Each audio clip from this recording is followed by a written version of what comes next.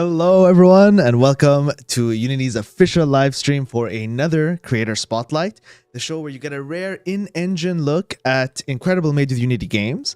Today, we're going to be talking to the developers at Dumativa, a Brazilian studio working on the paranormal detective horror game Enigma of Fear.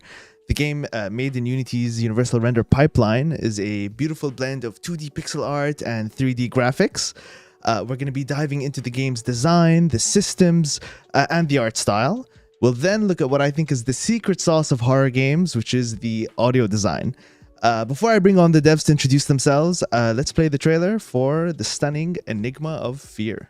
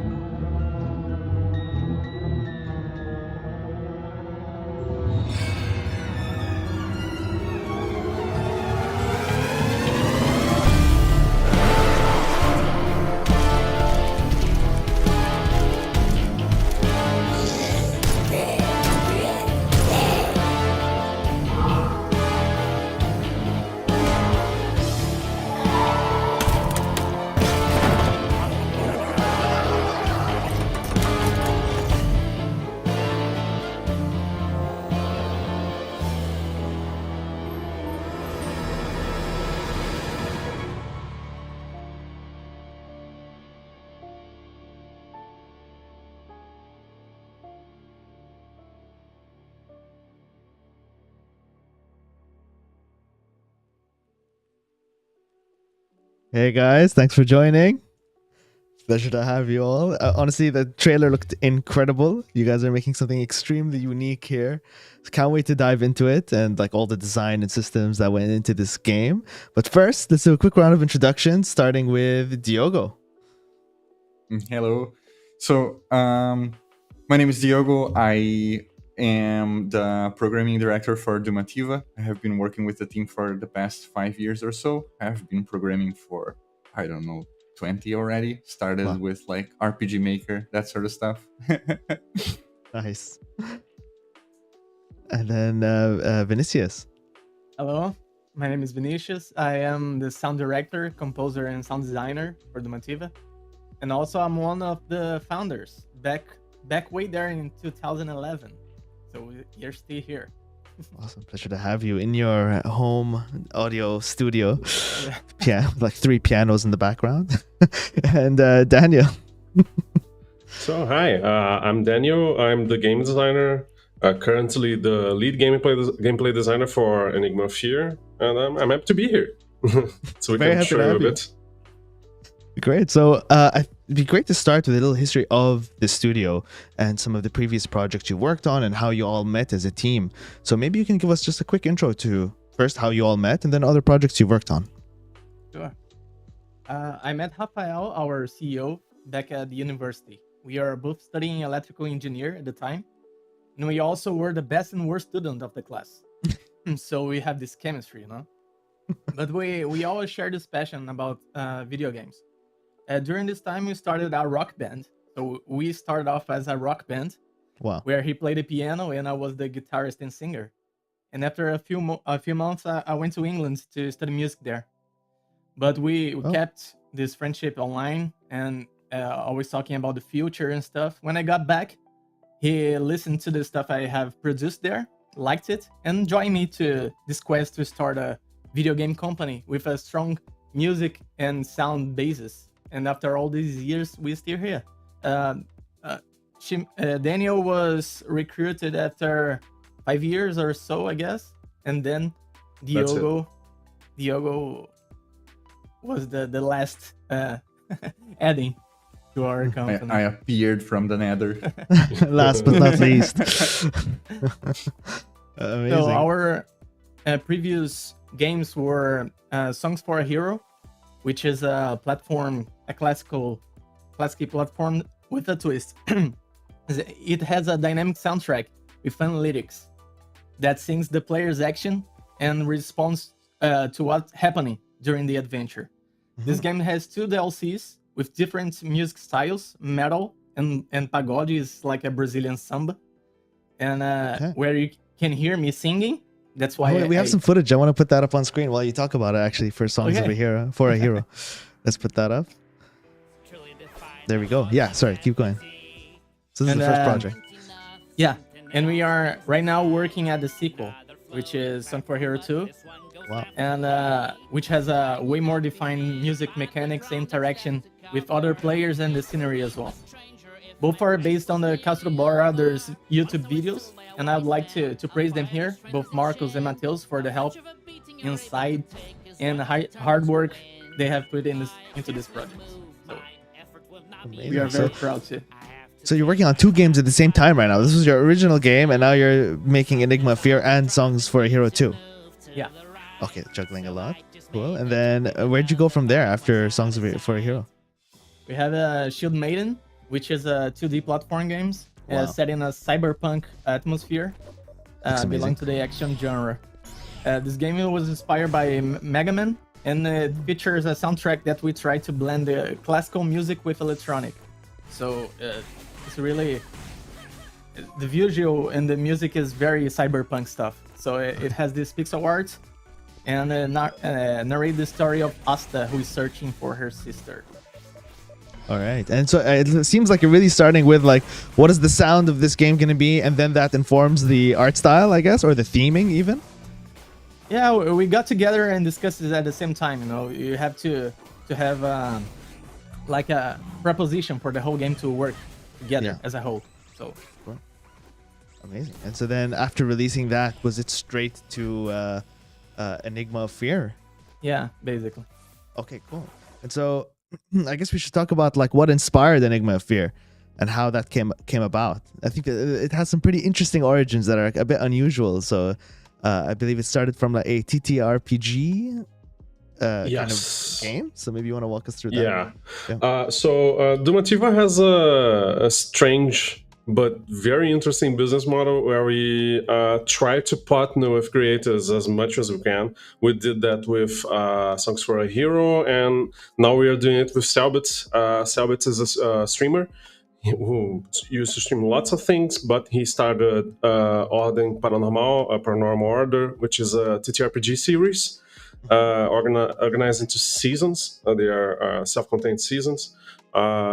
Back when we started talking with Selbit about making Enigma of Fear within the Paranormal Order universe, there were like, he was streaming the 3rd season, I guess. Now there are actually 7 seasons of the TTRPG. The stream has grown quite a lot, and the last season, if I'm not mistaken, the one you're seeing right now, Quarantine, was streamed in English. So with streamers from all over the world, Quackatia, Bagheera, and so we started the game based on this universe that Selbit created. And most of the inspirations for Enigma of Fear from the get-go were brought by Selbit himself, the games that he usually likes to play, right? So there's a lot of the idea of solving puzzles using mechanics from Outer Wilds. Like, instead of making mechanically agnostic stuff all around like a point-and-click adventure game, we tried to get as much as we could from all other puzzle and investigation games. Tunic was also a big inspiration for us. There are a few others, I think. Most point-and-click investigation games as well. Nice. I'm curious about this the TTRPG element. So was Selbit developing the stories for this world as well? Like kind of Yeah. writing okay. Paranormal Order is actually a pretty big thing here in Brazil. He has an RPG book that came out, I think, maybe last year or 2 years ago. If I So had he's been a a bit writer smart, I can see and it a right from DM. right here. Like I have it in my Okay. shelf. Nice. If I had been a little bit smarter, I would have brought this back here so I could show it to you. But yeah, Sabit developed the concept for this whole campaign setting for his TTRPG, and we are making a video game in this setting. Okay, and how are these visuals created? Like, I'm noticing that there's a lot of visuals happening on screen while he's doing the TTRPG. What was that all made in? So initially, that was like on the video that we're currently seeing, it's already a different story. But on the initial versions, when they started out, they were using a modded version of Tabletop Simulator. Okay. To make the that's graphics. impressive for Tabletop Simulator. Wow. Yeah. And currently, I think, currently they are already migrating to a Unity-only solution. So it's basically like a custom little like engine just for the streams. Okay. Incredible. There's a lot of work that goes into making these things. And then did you reach out to Selbit? Were you fans of this and just decided, hey, we really want to make something for this project in this world? Yes. So basically, yes, our CEO like reached out to Selbit and proposed like, hey, you have a really nice thing going on there. Like, wouldn't you be interested in partnering together? And like to this day, we're really happy that he liked our portfolio, our offer, and he decided to go with us, and we've been working together since. That's so great. Well, I mean, I think we should show people again. They saw it in the trailer, but maybe we can talk about the game itself, what resulted from this collaboration. So we'll put some footage of Enigma of Fear as it looks now. We'll play some B-roll, and then you can tell us a bit about the game, maybe a synopsis, and walk us through it. Okay, let's go. In Enigma of Fear, you are going to play as Mia, who is the daughter of the current head of the Paranormal Order, Ordo Veritas of investigation. And she is looking for her father, who went missing in this place called the Perimeter that does not exist. So we are seeing Mia walking around, and we have this small team that gathered together with her. Samuel, who is our hacker, and Agatha, who is the resident occultist for the Paranormal Order. It's an investigative game, very investigative, heavily investigative game, where you have to collect evidence and put together what actually happened in this place so you can go further and closer into finding Verissimo.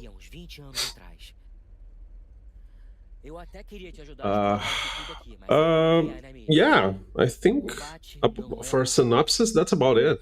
Yeah, and just in terms of the gameplay, you keep mentioning that it's a detective paranormal game. How are you actually solving the puzzles in the game? How does that actually, like, is it what kind of puzzles are we talking about? Yeah, they're actually quite okay, now we can see on the screen there's a tape recorder playing, and you can interact with several objects, so you can put together this history of whatever happened in this place since Verissimo, Mia's father, went missing.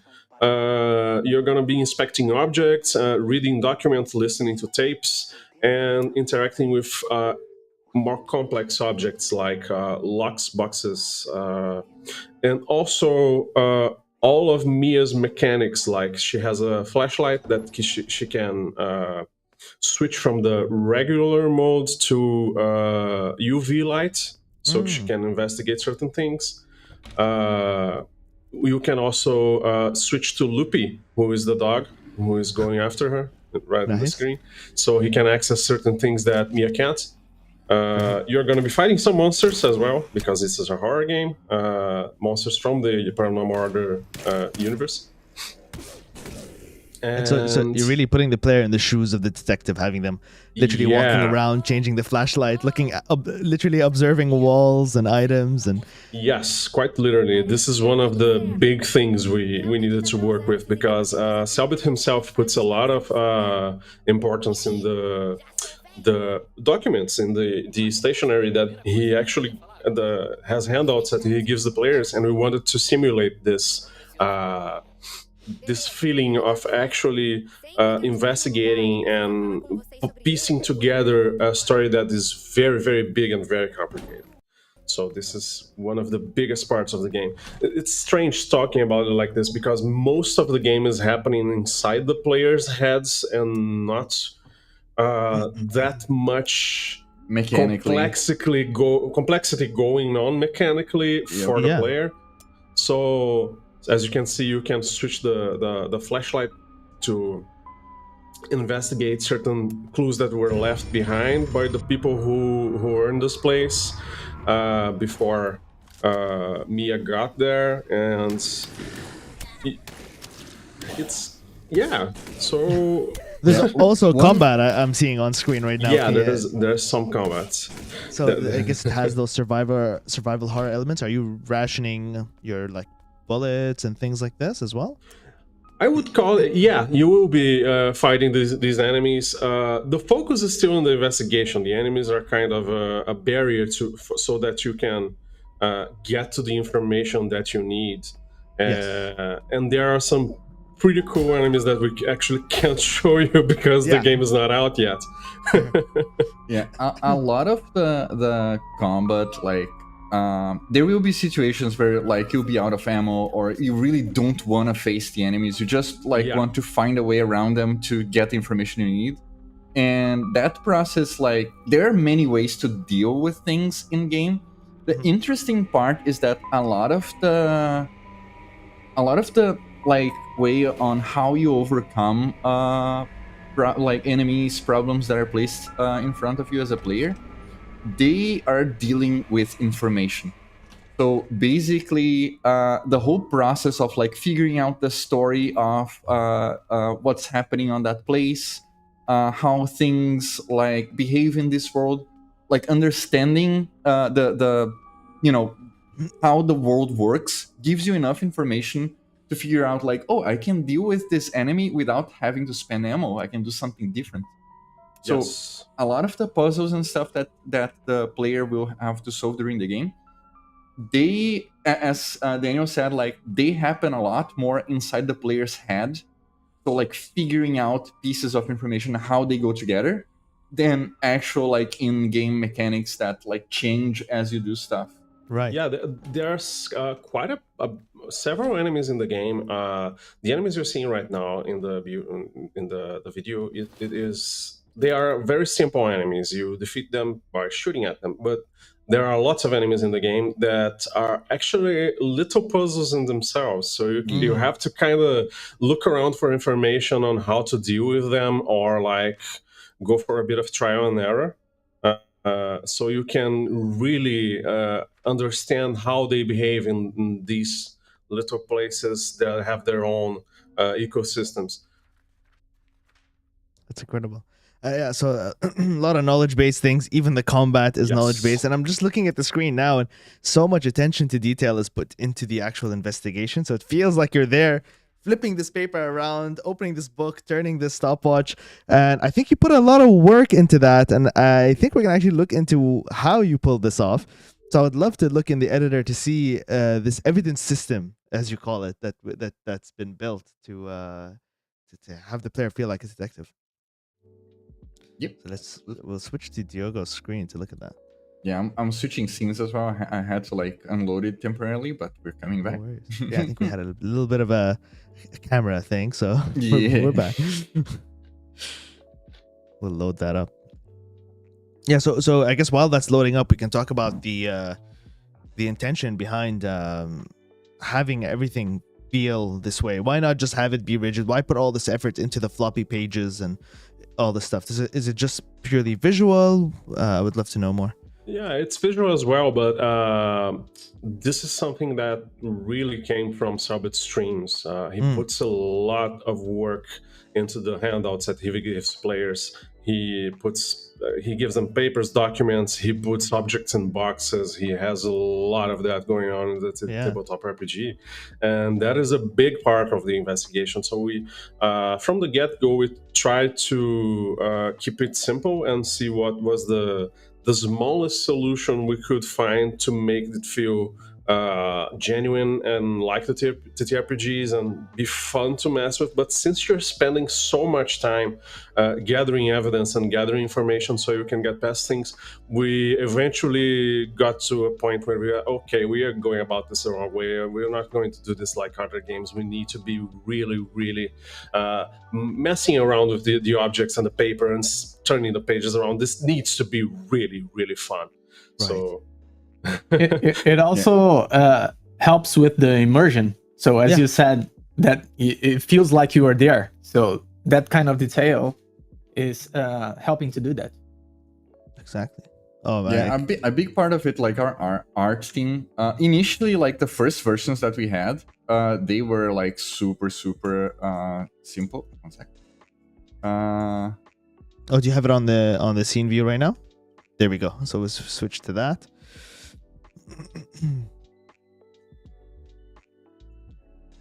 If you want to full screen it for us, that way we can see it a bit closer. The audience can see it. Yep. Just like loading up. I think my CPU is like, hold on. I'm in okay. No worries. You know, it should be working any time now. Hold on. Okay, I'm just positioning. It's okay. We all know how it is. We're all Unity developers here. Yeah. The audience is the people in the chat. This is legit, like how we. Yeah, this is legit how we go about stuff. Like when testing internally as well. Like we do these kind of little rooms with stuff that we can go and. Oh, like little gyms.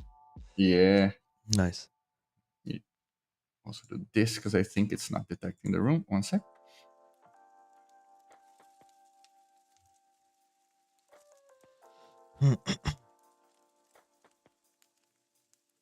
Entire different room. Let's do this. Okay, it should be good. Okay.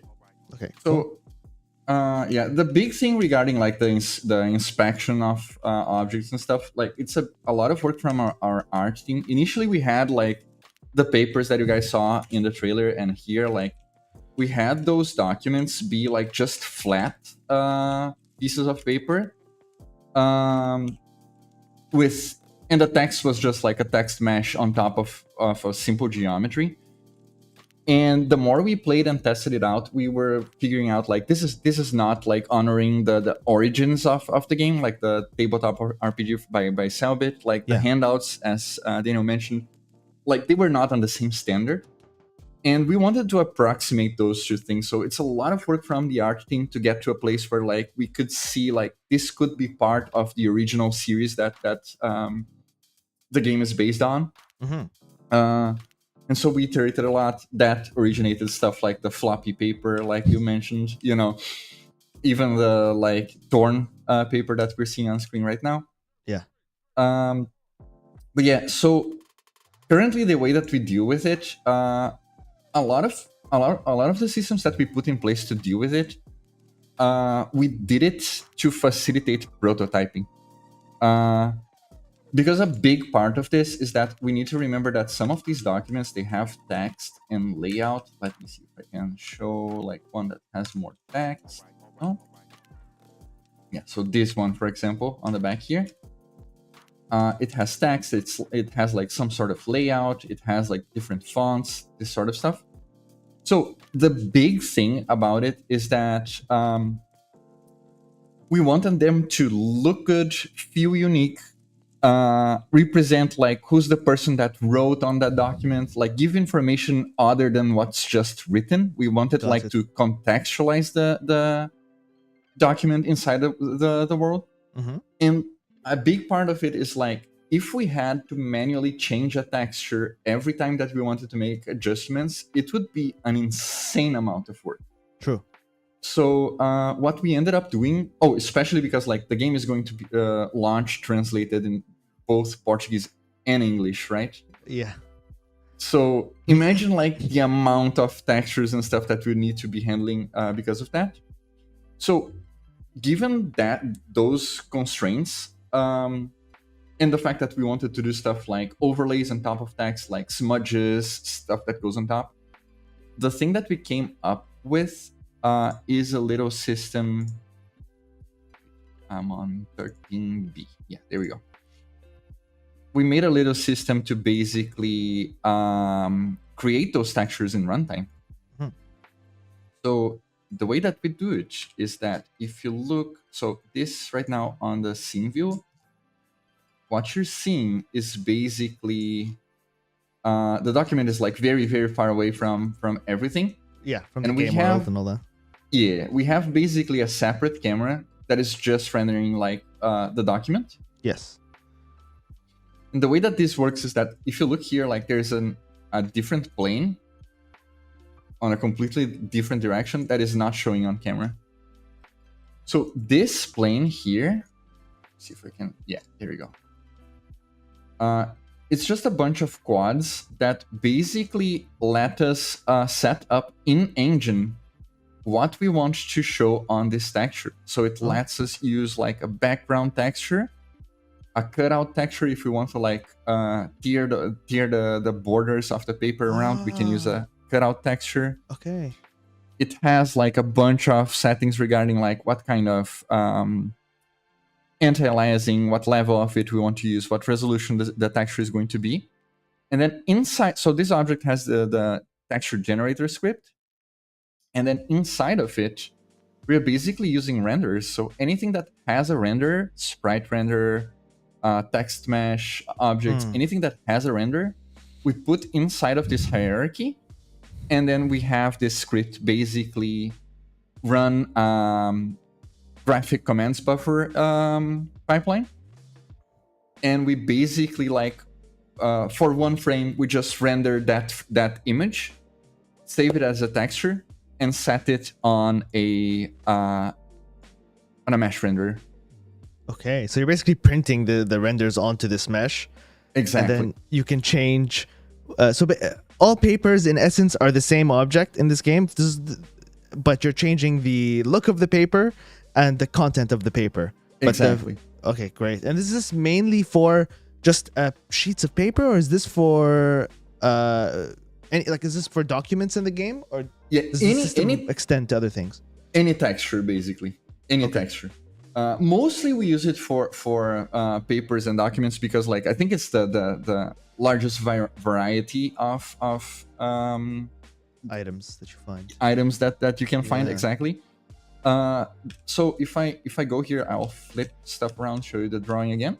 Because like I just wanted to showcase, if I go here and alter, for example, the rotation of this drawing, Yeah. and just like force it to generate the texture again, Nice. it just updates it. Yeah. So yeah, for testing and like prototyping stuff, seeing how the layout looks, this helped us a lot, especially because like for documents that are more heavy on layout, we had to consider that this text will be different between different languages. Yes. I think you also mentioned that the handwriting even matters, things like this. Like, Yes. Yeah. We Yes. actually use different fonts for different characters, so you can tell who wrote something if you pay close attention to it. so that can be Yeah. part of your investigation. Yeah. Exactly. Amazing. Yeah, a lot of that is like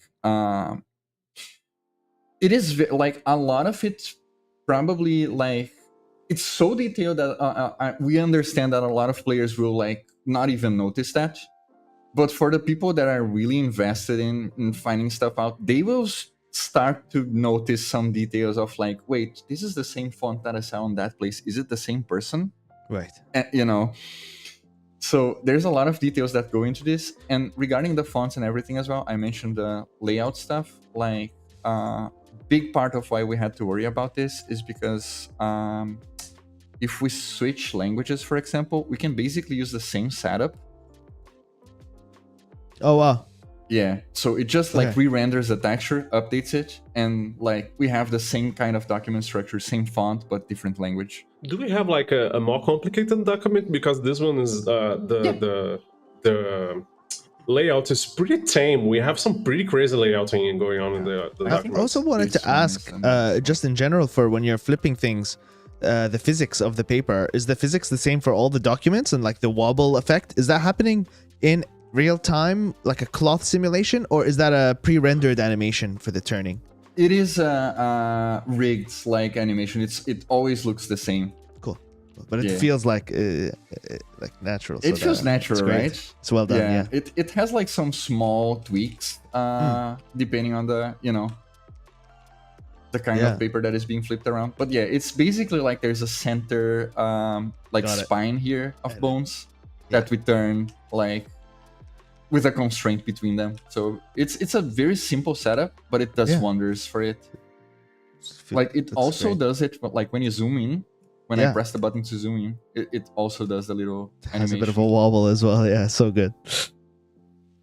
Yeah, the layout for the clipboard here is a little bit more elaborate. Mhm. So you can probably see like how this layout-wise, how this can be complicated when you're switching between languages. And like if you want to preserve stuff, like this smudge here has to be on top of this text. If you want it to feel natural, we really need this system of like where we can overlay text and effects on the same texture, condense it down, put it on the object, you know. So yeah, like for this one, if I switch languages here, there you go. Yeah, Still that looks is- like basically the same. Yeah, like you said, Daniel, this is a much more intense, less tame Right. layout. Yep. Awesome. Yeah. There are more Awesome. stuff here. Oh, And where are you doing the layout? It's UV just- light. Oh, right. You can UV light items as well. It's not just the environment, true? Yeah, Okay, exactly. that's cool. And this is another part of it. Let me find this object on scene view again, real quick.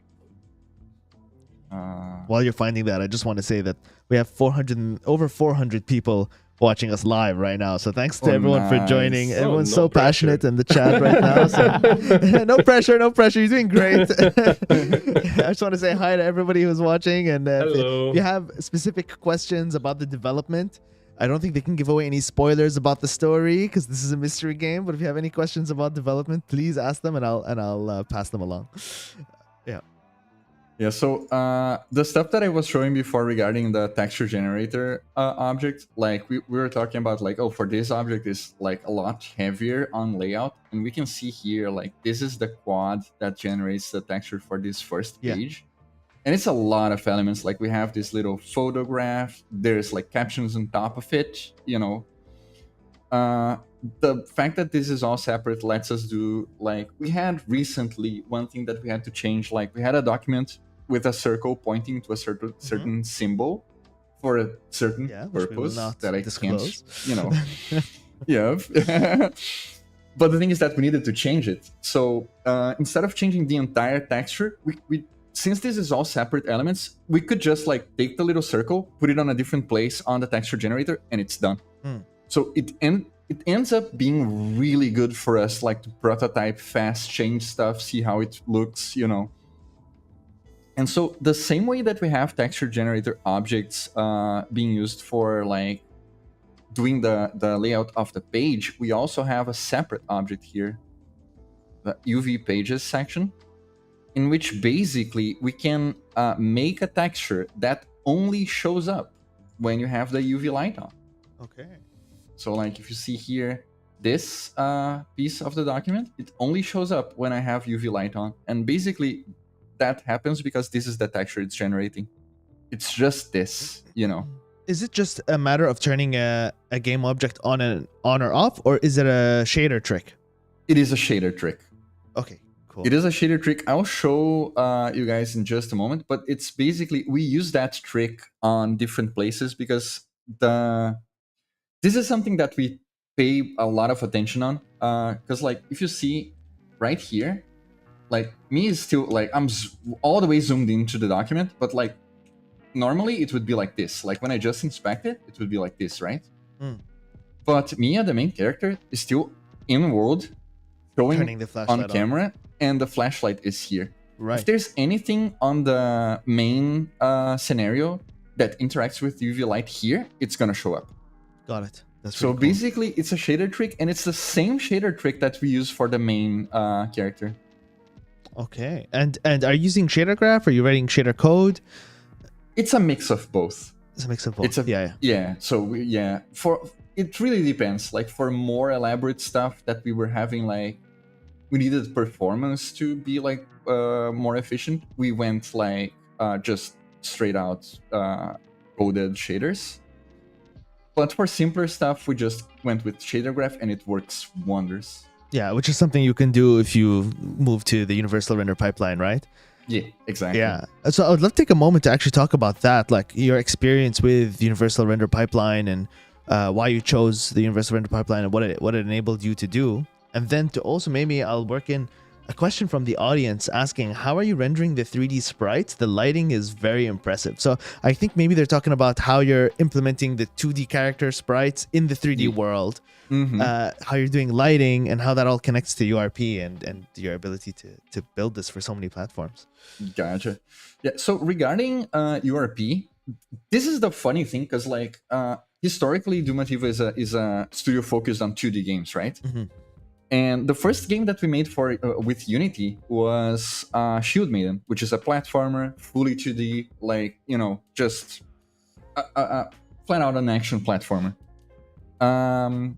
Enigma of Fear is the first 3D game that we're making inside of Unity.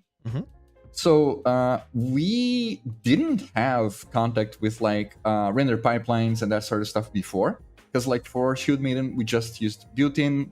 There's not like we use shaders, of course, but it's like a whole different deal. Yeah. So we had to learn a lot about it. The good thing is that like for URP, for us, it was surprisingly quick for us to like grasp how it works and start working on top of it. Big part of it being the fact that like we started testing stuff out on shader graph. So the more complicated shaders that we have today, they started out as shader graph. We just like, when we saw that we were adding too much, we started like separating them into like, okay, it's time that we code this one manually, Right. And regarding the sprite character, I think we're going to talk about that later on today, right? Yes, that's right. Yeah, we'll get to that eventually. Yeah. So But your it's an question will be interesting- answered. Yes. Yes. Exactly. Definitely. Cool. So then another feature of this game when you're just walking around inspecting objects is there's different contextual. I noticed you walk next to something, it says interact. It'll say something else when you stand next to another object. And I believe you built a system for that, the contextual actions. Yes. Yeah. Let me warp us around again. I want to go back to the big map. See if I can do it. That probably. 1 second. Just gonna make sure it finds the room it's standing in. Oh, for sure. On the wrong place. Hold on. Okay, yeah, I'm on the wrong place. Let me warp again. Are you warping by dragging the character around or just like being flung through the mansion? Yep. Yeah, and this is legit. Like, we know it's janky. No, it But works. It works. It's very honest in the sense of like, this is how we test stuff internally. Like we make dummy test scenes that we move the character around, and it lets us this whole setup. The fact that we can do it easily inside of Unity, it what allows us to like drastically change parts of the game very fast. Okay, so regarding contextual actions, like I'll stop running here for a moment. Hold on. Should be walking. So yeah, if I approach the door, like there's an interaction action that says open. If I approach like a painting, it says interact. Some of them say different stuff. Let's see. If I go here, there's an ammo box. Should read like take. So there are different verbs for different objects. And the way that we are dealing with it is basically the main player object basically has a script for like it just let us know that this is an object that can perform actions. And let me see if I can find it here. We have a lot of things inside the main player object. Yeah, here it is. Contextual action performer. So it has information saying that like this object can perform actions when it interacts with an object. Those are the standard animations that it will use. But then for each of the objects, we can specify stuff like, we get the door here.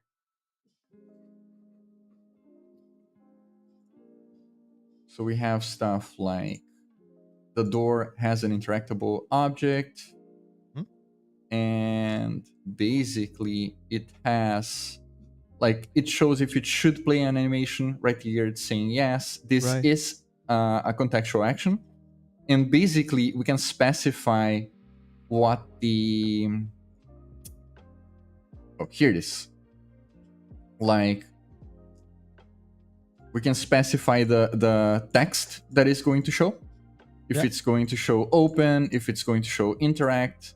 The verb, essentially, that's coming. The verb, exactly. Yeah. And the action itself basically is based on the contextual action that is selected. So what happens in game, for example, like here on the portrait, Yeah.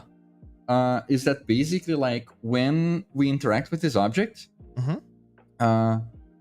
this contextual action here receives a reference of the performer that is starting the action, in which case is the main player avatar, right? Yes. And since it has access to that component, it can basically invoke anything that we need.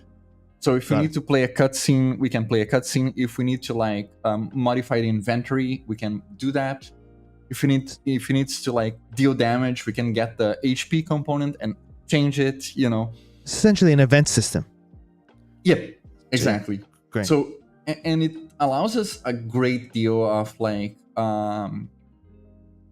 with the same set of scripts, we can make like a lot of different stuff, because basically some of those can basically start an investigation mode here, but other stuff could be like levers that change the environment, or other stuff could like forcibly change your items. So for example, if I enter this room here, there's an action that will start to alter my flashlight. It changes. Oh, nice. It's blinking. So that entering that room triggered this event.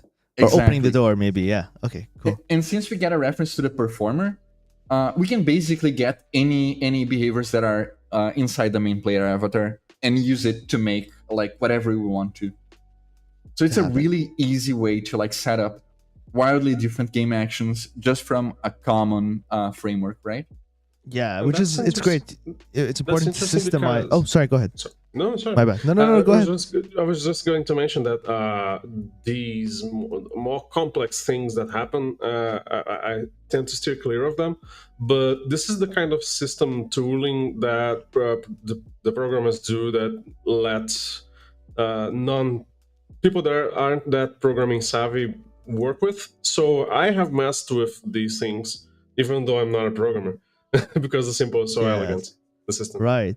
And you can let your creativity go wild, right? You can have many unique interactions occur without building a special system for each individual action. You've rather built a framework system that allows all those actions to happen, which is, I guess, important for a game like this where things are supposed to be unpredictable and unexpected, and so you want to be making different events. That take the player by surprise, right? Yeah, and that kind of like the fact that we get like the component system, like this is the standard for components inside of Unity, like lets us do stuff like if I interact with this document here, I'm not sure if you guys can see it down below on the screen. There's like a little tooltip saying like what are the buttons that I can press to interact with this. Yeah. So basically, each of these ones, let me find the object, because I'll show you like each of those things. If we go inside the inspectable object, basically like each one of those actions is basically a different component. So like we have a component for zoom, for example. And the fact that this component is inside this object makes it appear on the tooltips. So each way of interacting with the evidence is a component in itself, right? So we can mix and match those.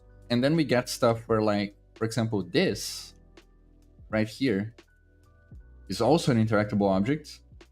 It is like way different than the rest, right? Yeah, definitely. But do you see the tooltips down here? Mm-hmm. So They're a bit basically- small, so maybe if you can tell us what they're saying.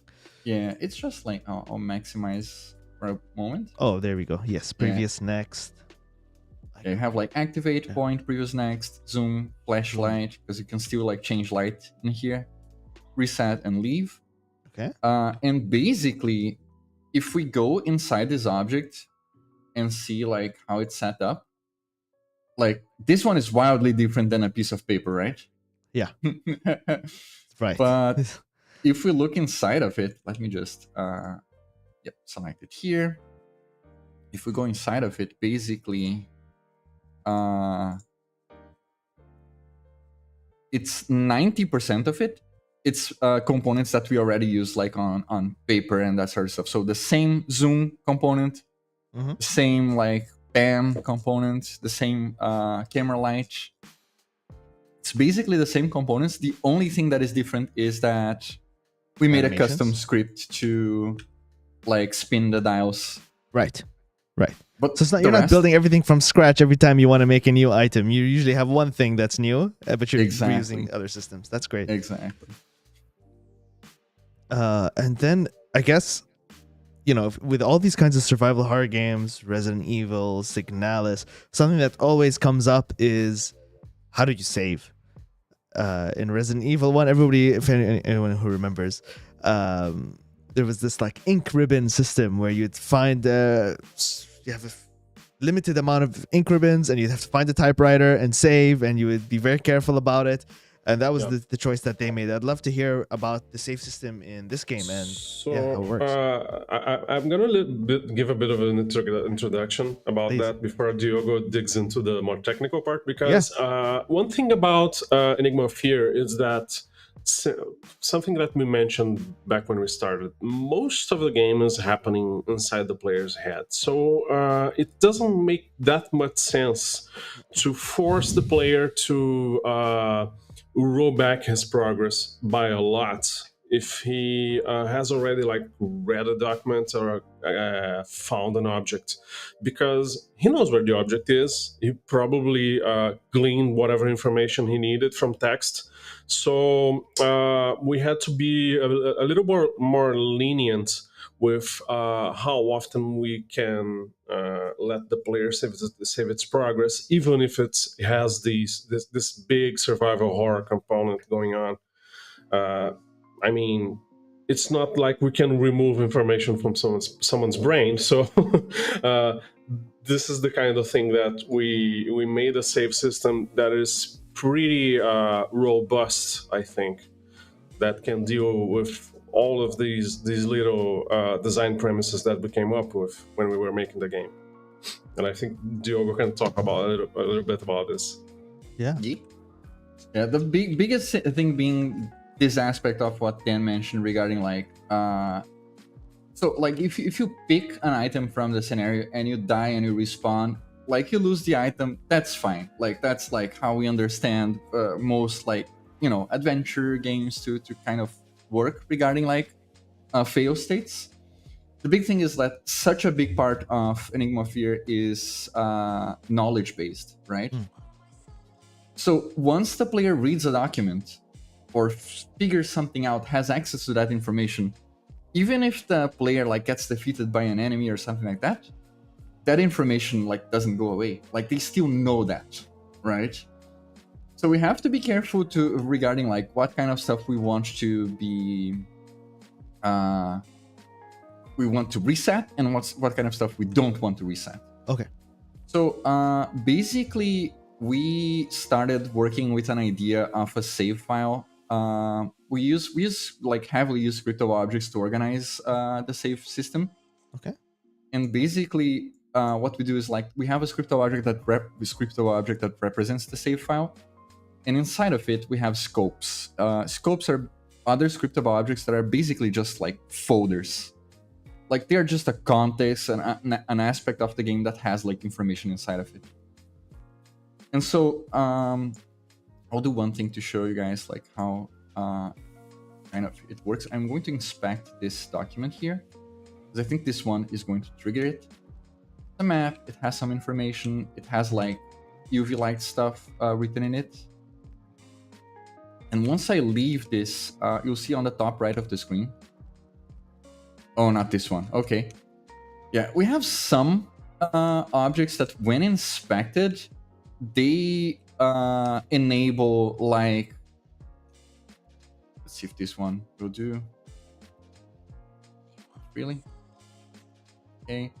Some of them, they will basically like give you information that will open up like dialogue options and stuff that you can talk about, explore, and that sort of stuff.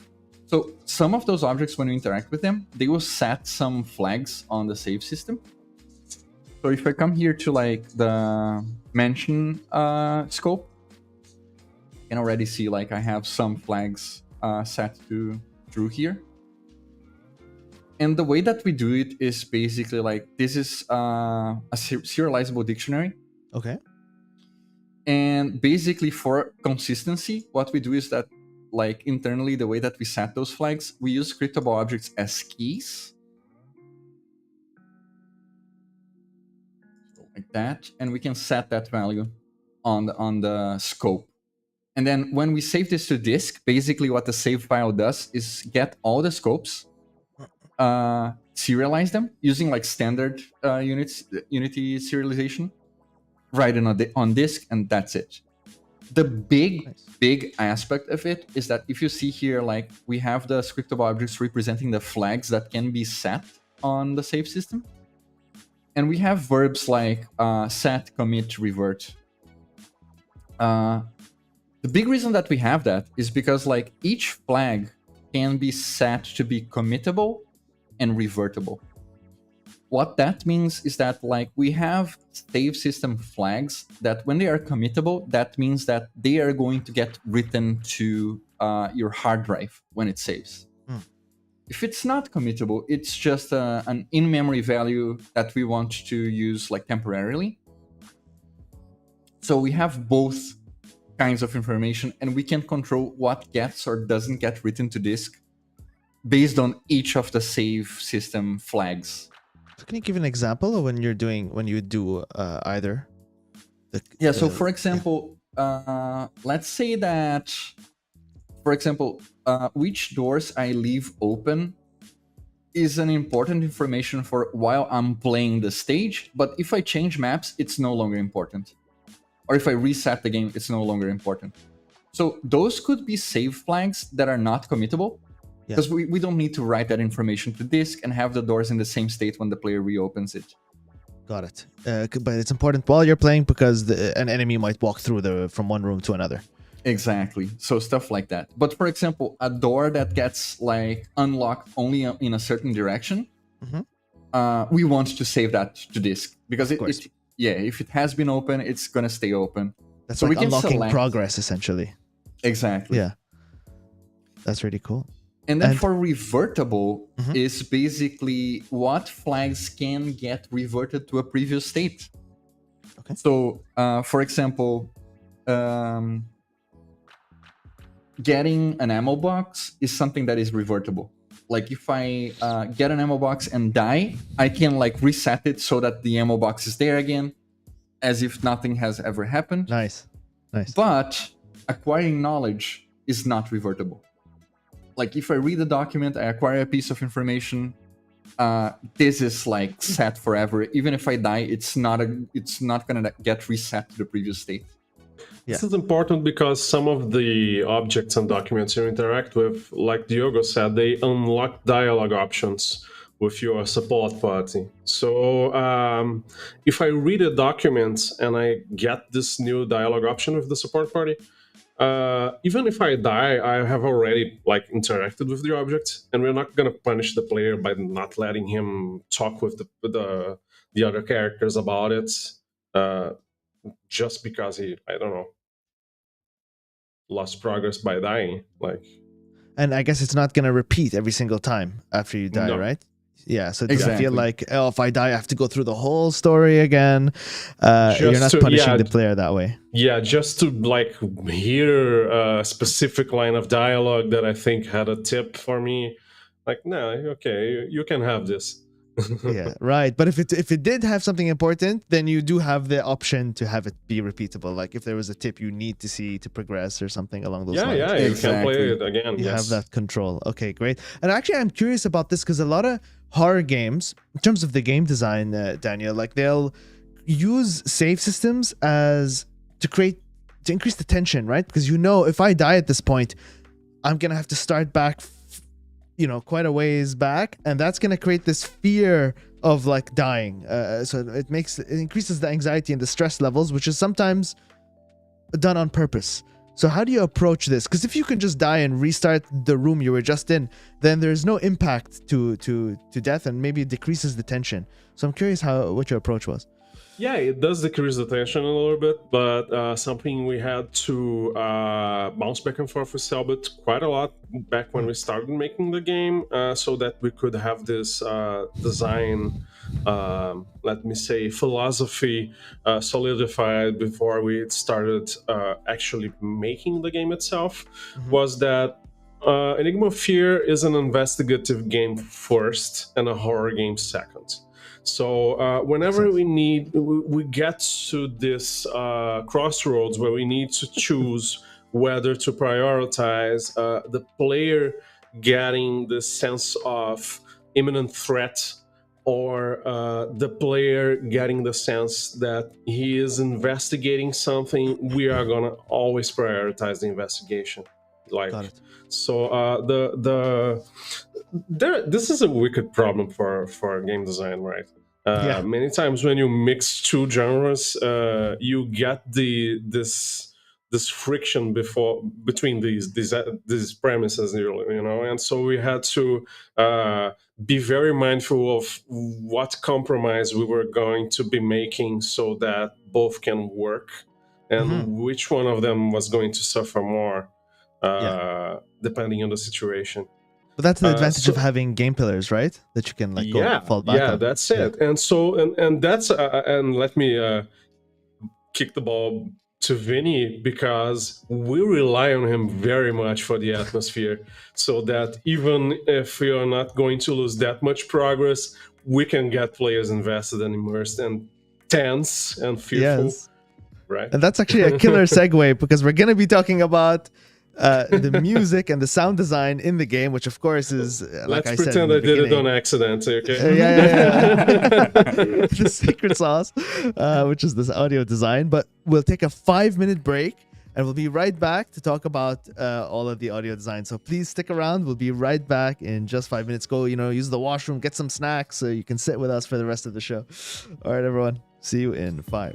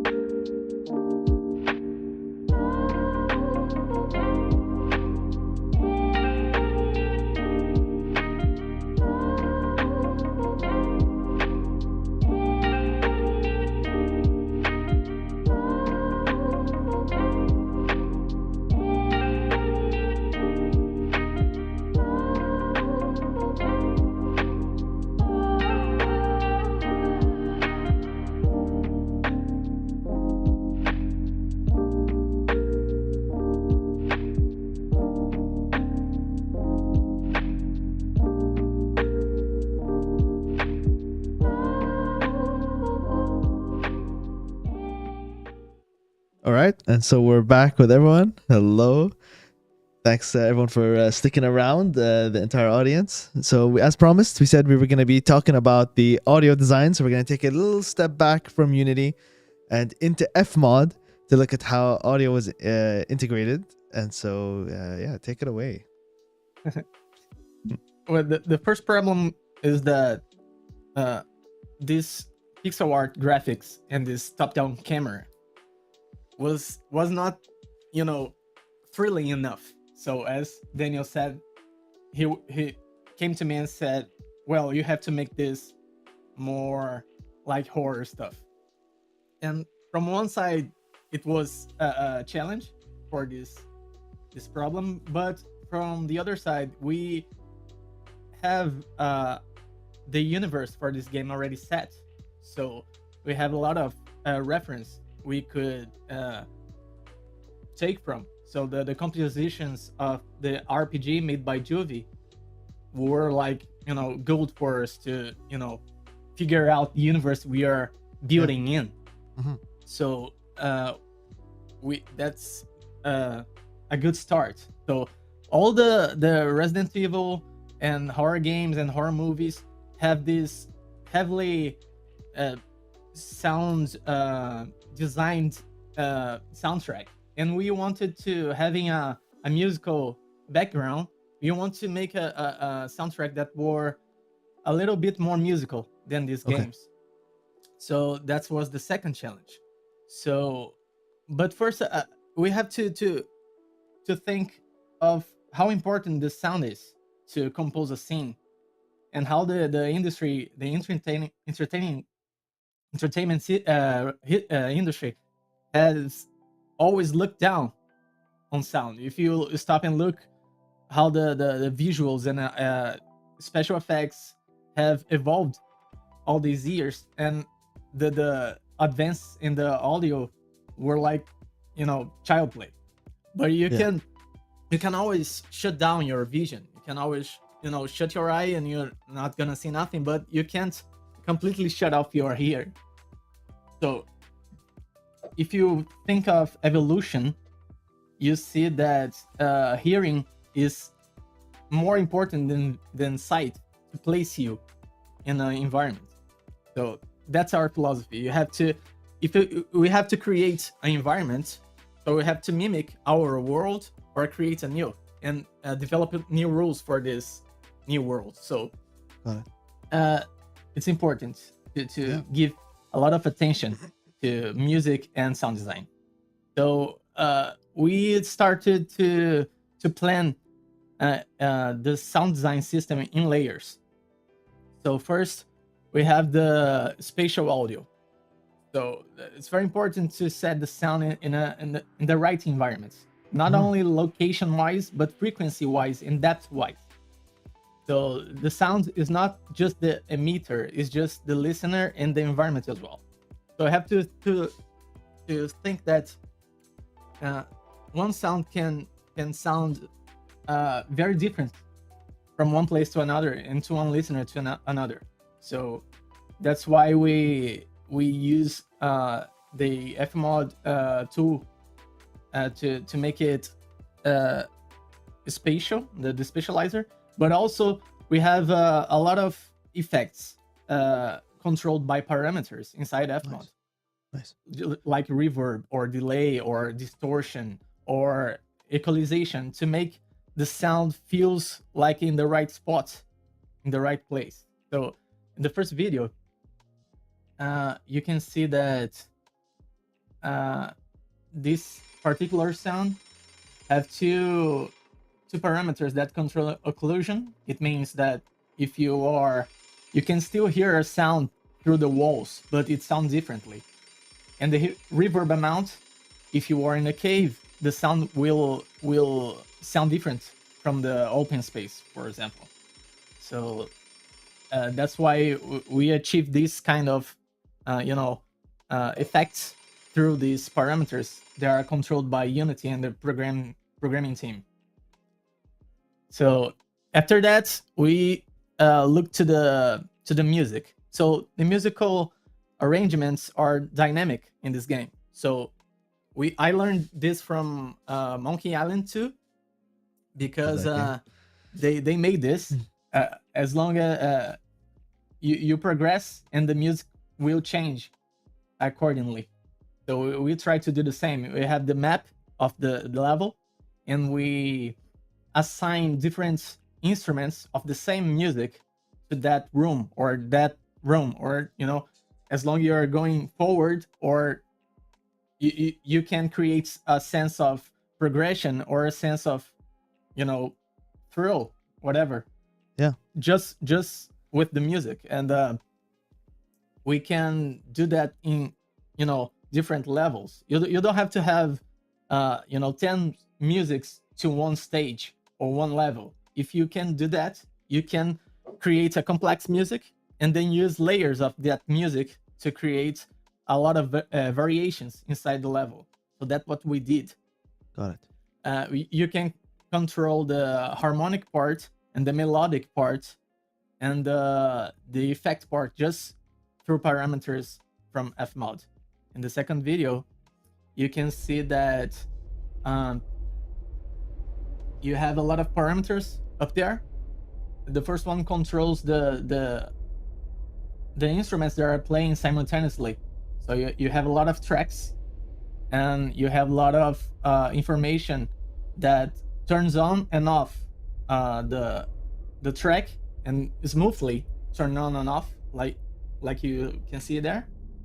So you can put a simple drone to make the player feel like, okay, there's no danger here, nothing really special happening, but you can increase the tension just for turning up the knob. So you can make the music gets a lot tenser and a lot fuller, as long as you can control this parameter. So, and it has curves to make the transition go smoothly. And you have other parameters that turn on the melody, because we like to use leitmotifs to associate certain objects or certain spaces to certain situations or characters, So you can turn on the melody parameter to do that.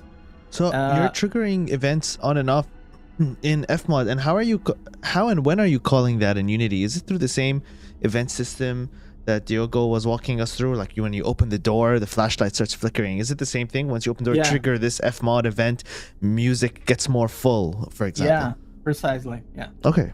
Pretty cool. It all comes together in a sense, because legit, like even the speed at which a parameter is like increased can be set in Fmod.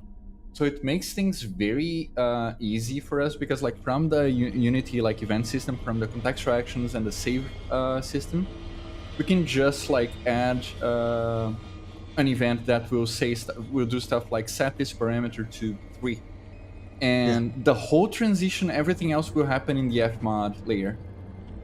So it makes like testing stuff around and making that change in music happen very seamlessly for the rest of the game. Okay. So basically, Vinicius, you can just work in Fmod comfortably and do all your work, all your transitions in Fmod, and not have to even like jump into Unity. Yeah. Okay. Interesting. We can also change the mood.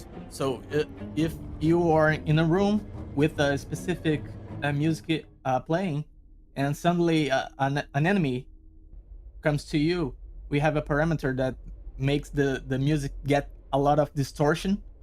So you have this sense of danger. We have a guest. We have a guest. I'm sorry, he really wanted to appear. No, that's all good. What's his name? This is Bardo. Bardo. Okay. Yeah. Hello, Bardo. He's trying. Bardo needs his own like lower third to pop on the screen. Sorry, guys. No, it's all good. Sorry, continue, Vinicius. Where was I? The mood. You were talking about the mood. The mood. Okay. Yeah. I'm listening. You can transform just the harmony or the melody or both with this parameter that makes everything a lot more creepier, you know.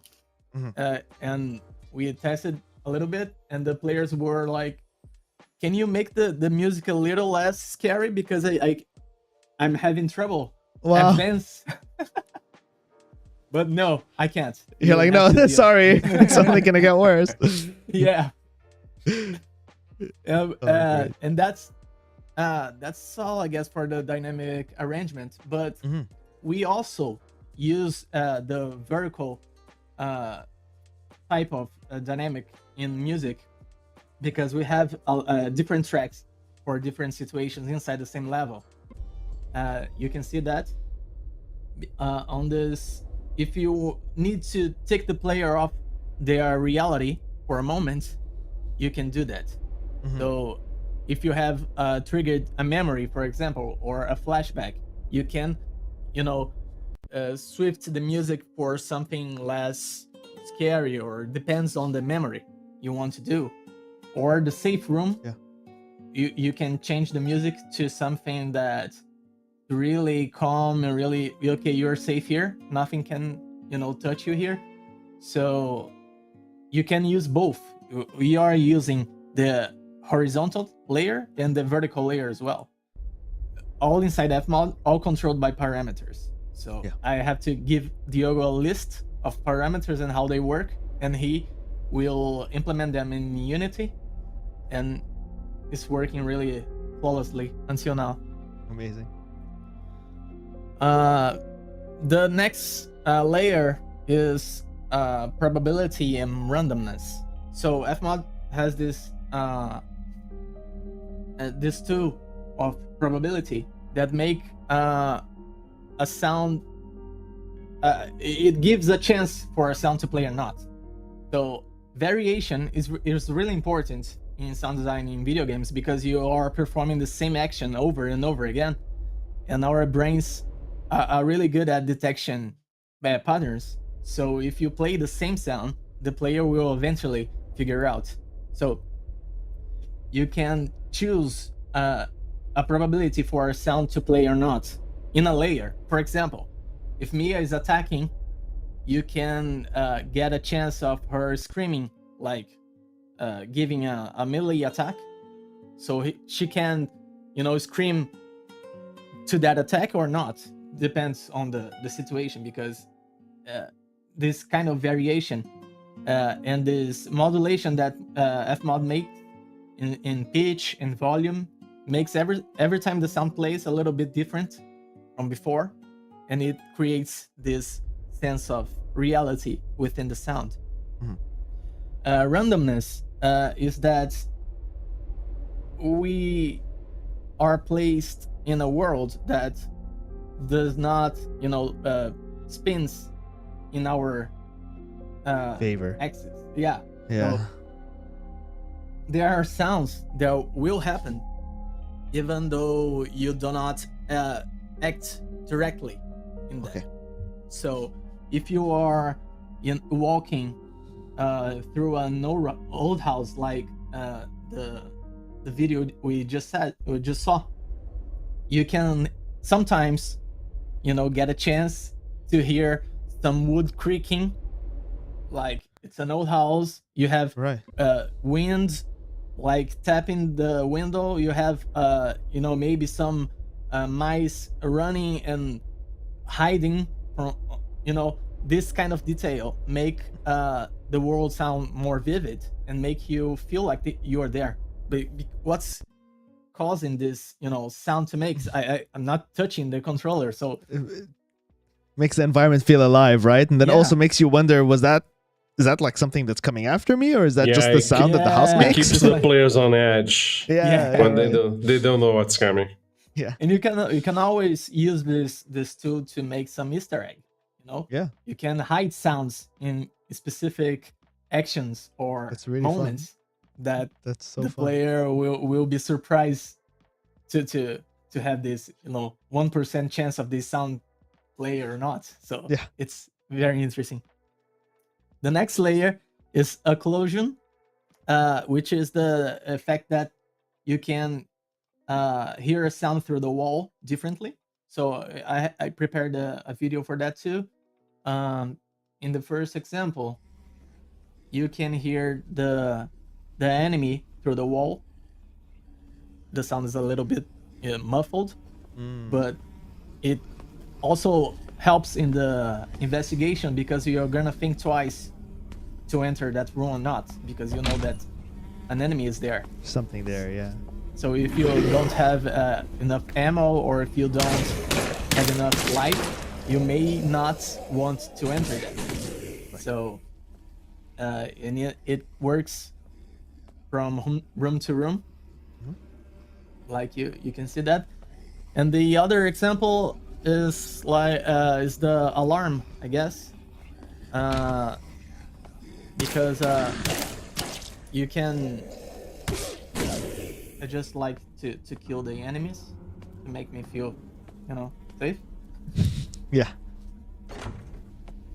So the other condition is like when you trigger a sound, like, or the scenario has a sound like a clock on the wall, or a music box playing, you can still hear it from the outside, a little muffled as well, because we have this equalization automation via parameter.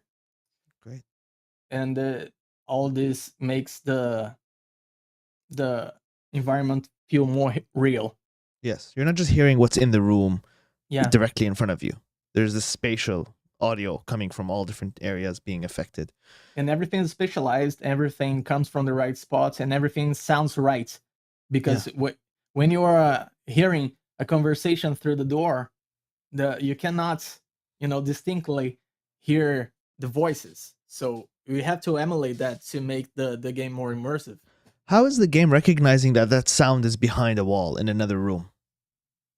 Yeah, every room has like a box which separates the Diogo, help me. Yeah. So Diogo's busy with Bardo right now, so he'll get back to you later. yeah. So you guys probably saw on the videos that we showed for the other stuff. When you move from one room to the next one, like, we try to keep the player focused on what's currently happening. Mhm. So like only the current room will show, and we would like dissolve everything else that is not dealing with that room. Yeah. So when you transition between rooms, temporarily like two rooms will be like lit up and showing on screen at the same time. The way that we do that is that each room has sort of an ID, and then like whenever the player crosses to a new threshold, like through a new door, it reevaluates like in which room are you currently in. Yes. If the source of the sound, so the source of the sound knows in which room they are. If the Bardo just went to rest. So if the source of the sound is not in any room that the player is, it's occluded. Makes sense. And is every room in its own game object, or is it just a trigger that's encompassing the room with an ID? We do it by using, so our defining, like what defines a room is the floor. So basically like the floor is the geometry that we use to define like this is a room, this is like the area that it occupies. So there's a collider going down from the player to the floor. If Yep. you're on this particular mesh or game object, which is the floor, you are in this room. Exactly. Oh man, this system took so long to figure out. we literally have a document that is like, I think 2 pages wide, Yeah. that took us like a month, and one section of that document reads the hell room, which is like we The hell room. designed the worst room possible for detecting that kind of stuff, I see. and I that's see. what we used for testing, of course. Like, am I in this room or am I in that room or am I? Yeah. I see it. Yeah, people usually think game development and game design are fun. Like, I'm gonna make a boss enemy, and we are like, should this wall be on screen or not? And this is what take the There are longest details. These time are to the things- solve. yeah. Yeah, and it honestly, like, because of course at the beginning of the development things are different, right? So like if we stop to compare, like the last boss combat that we worked on took us like a month and a half to finish. Doors took us like 4 months. Yeah, right. Yeah. Doors in video games are infamous, so it is known. You know. Great. So I But guess that we had a detailed video, right, Vinicius, of like the wind and the ambience. I don't think we looked at that one. That's so let's play. the last layer. That's the Yeah. ambient sounds, that nature sounds, wind, weather, and things that would sound even though you are not there. So the sound of the world, basically. And so you can see in this video, when you approach the window, the wind will start to blow. You cannot hear the wind inside, Close. but you can hear in that, which is like a dead room, because I know that's the visual, but it's not, you cannot do anything in there, but the sound helps to compose the scene. And also, for the last but not least, we have a very good quality voiceover. That's not translated to I mean, we have quality voiceover in all languages, but in Brazilian Portuguese we took some celebrities, so you are going to literally hear the Goku's voice, Buzz Lightyear voice, Yusuke, Draco Wow. Malfoy, the Sandman, the Morpheus Sandman voice. So really big actors that make the scene very emotional or very scary. Incredible. And you have this touch of nostalgia, which creates affection between the player and the game. Yeah. Oh, that's very interesting. Okay, so the all the voices you heard as kids growing up watching TV shows and stuff coming back. That's really nice. And the game is dubbed in Portuguese, right? And it's going to be fully in Portuguese, or it's in multiple languages, or Multiple languages. It's wow. going to be dubbed in English and Portuguese. Okay, because I had only heard the Portuguese version, so it's cool to I didn't realize. That's awesome. Great. And then I guess that brings us to the dialogue system, with just how you did the localized audio and syncing that with the text on screen. That's another system you built. Yeah, so basically we are since we're using fmod for all the other parameters and stuff that Vinny mentioned, fmod has an interesting thing where like they have what they call programmer instruments, which is basically a track that the source audio file that should be playing on it can be determined by programming. So it's an empty track until you select, like, this is the audio that I want to be playing on it. And so basically what we have is we have a system that detects what language is selected, only loads the files for that language, and for everything else that is not localized, because like I mean, the birds that are chirping are not localized, right? Birds chirp both in Portuguese and English, so there's not a big difference. But like for character quotes and that sort of stuff, we only load the audio banks that have those lines, and then in runtime we determine, like, oh, this is the language that is running, so we should inject that file in that programmer track. And this is how, like, the system knows what language should it play voiceovers for. We had to do a lot of adaptations in that sense, because like the feature, like selecting what audio to play and playing it in engine, is fairly simple using fmod, but the way that we had it set up for doing like cutscenes and stuff, we had to make a tool that would let us preview what audio would play. Because since the programming instrument is an empty track, if you try to play it, it just doesn't do anything. So we made an entire like little tool to, when doing cutscenes, dialogues, that sort of stuff, we can preview the dialogue even if we're using like an empty track. We can still like hear how it would sound like. Okay. There's one more interesting thing regarding dialogue. I can show it in engine if you guys. Yeah, so we'll switch to Diogo's screen. Just like doing the whole like teleport thing again. Yeah. Fling the character across time and space. Yep. Should be on the right place. You just detect this room. This person's like, how the hell did you get here? Exactly. Just one sec. I believe there was something to do with lip syncing, right? In this. Yes. So I am going to interact with this character. She's gonna start saying stuff. If you pay attention to her mouth, it's like Okay. opening and closing. Yeah. I think you guys can't hear the audio. Yeah, not from the live stream, no. Yeah, but basically, like, we have this.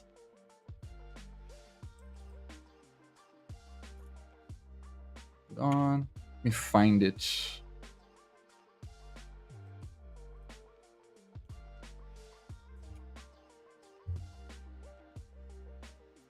Where is it?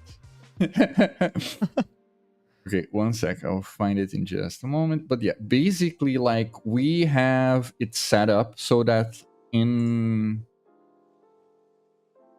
we are hooking all dialogue is in a particular channel in Fmod. Okay.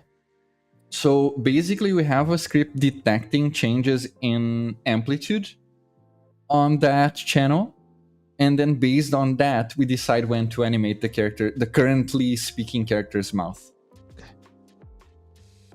Oh, that's really impressive. So it's actually syncing, huh?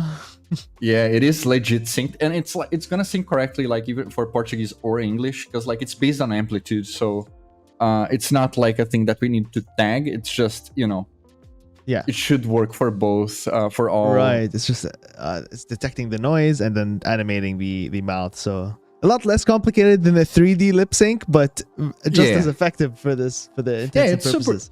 And it's super simple because legit, like, we're using 2, maybe 3 frames depending on each character. It's so not a lot. It's just like enough, Yeah. I am really trying to find the. Vinny? Do you remember what the name of the object is for? No. I can't find it. I'm so sad. Well, maybe we can jump to something else, and then I guess if you remember where it is, we'll come back to it. Yeah. Yeah. Okay. Great. So, as we promised, we did say we were gonna get to this. And people keep mentioning it in the chat, which is the pixel art blended with the 3D, and how that all comes together, the shaders to bring the 2D and the 3D together, but also to light everything. Would love to hear about that. We'd be remiss if we didn't talk about the lighting in this game.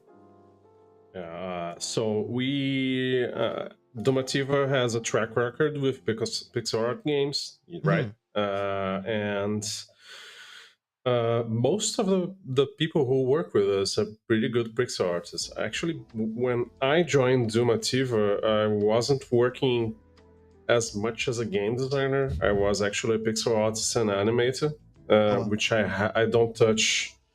I haven't touched for the better part of the last 4 years, but it's in there. It's in there. But our art team is very, very good, and it's a privilege to work with them. And both the 3D and 2D teams work very hard to get to this specific look. And there are a lot of legacy stuff from our other games. Back when we made Shield Maiden, we were kind of looking into lighting for 2D characters, but this didn't work as well in a 2D platforming game. And I pestered the programming team, especially the graphics programmer, Brinjo, who is a wizard when it comes to these types of things, and he researches a lot, and eventually we got this solution that works really well to light the 2D characters in the environment, because 3D lighting is the industry standard, so it works really well. But we needed to make this work for the 2D characters as well.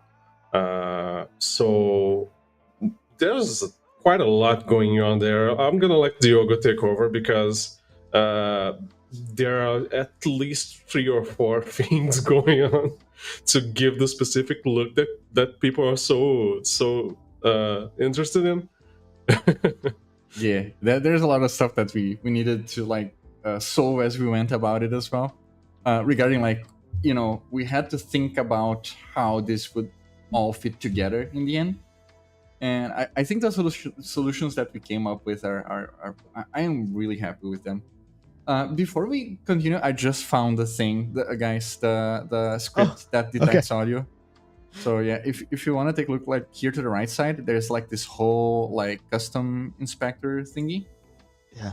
And when I talk to a character that has voiceover, so you see right now it's there you lighting go. up. Yes. And so like I can even like, of course this is super low, but I can, for example, I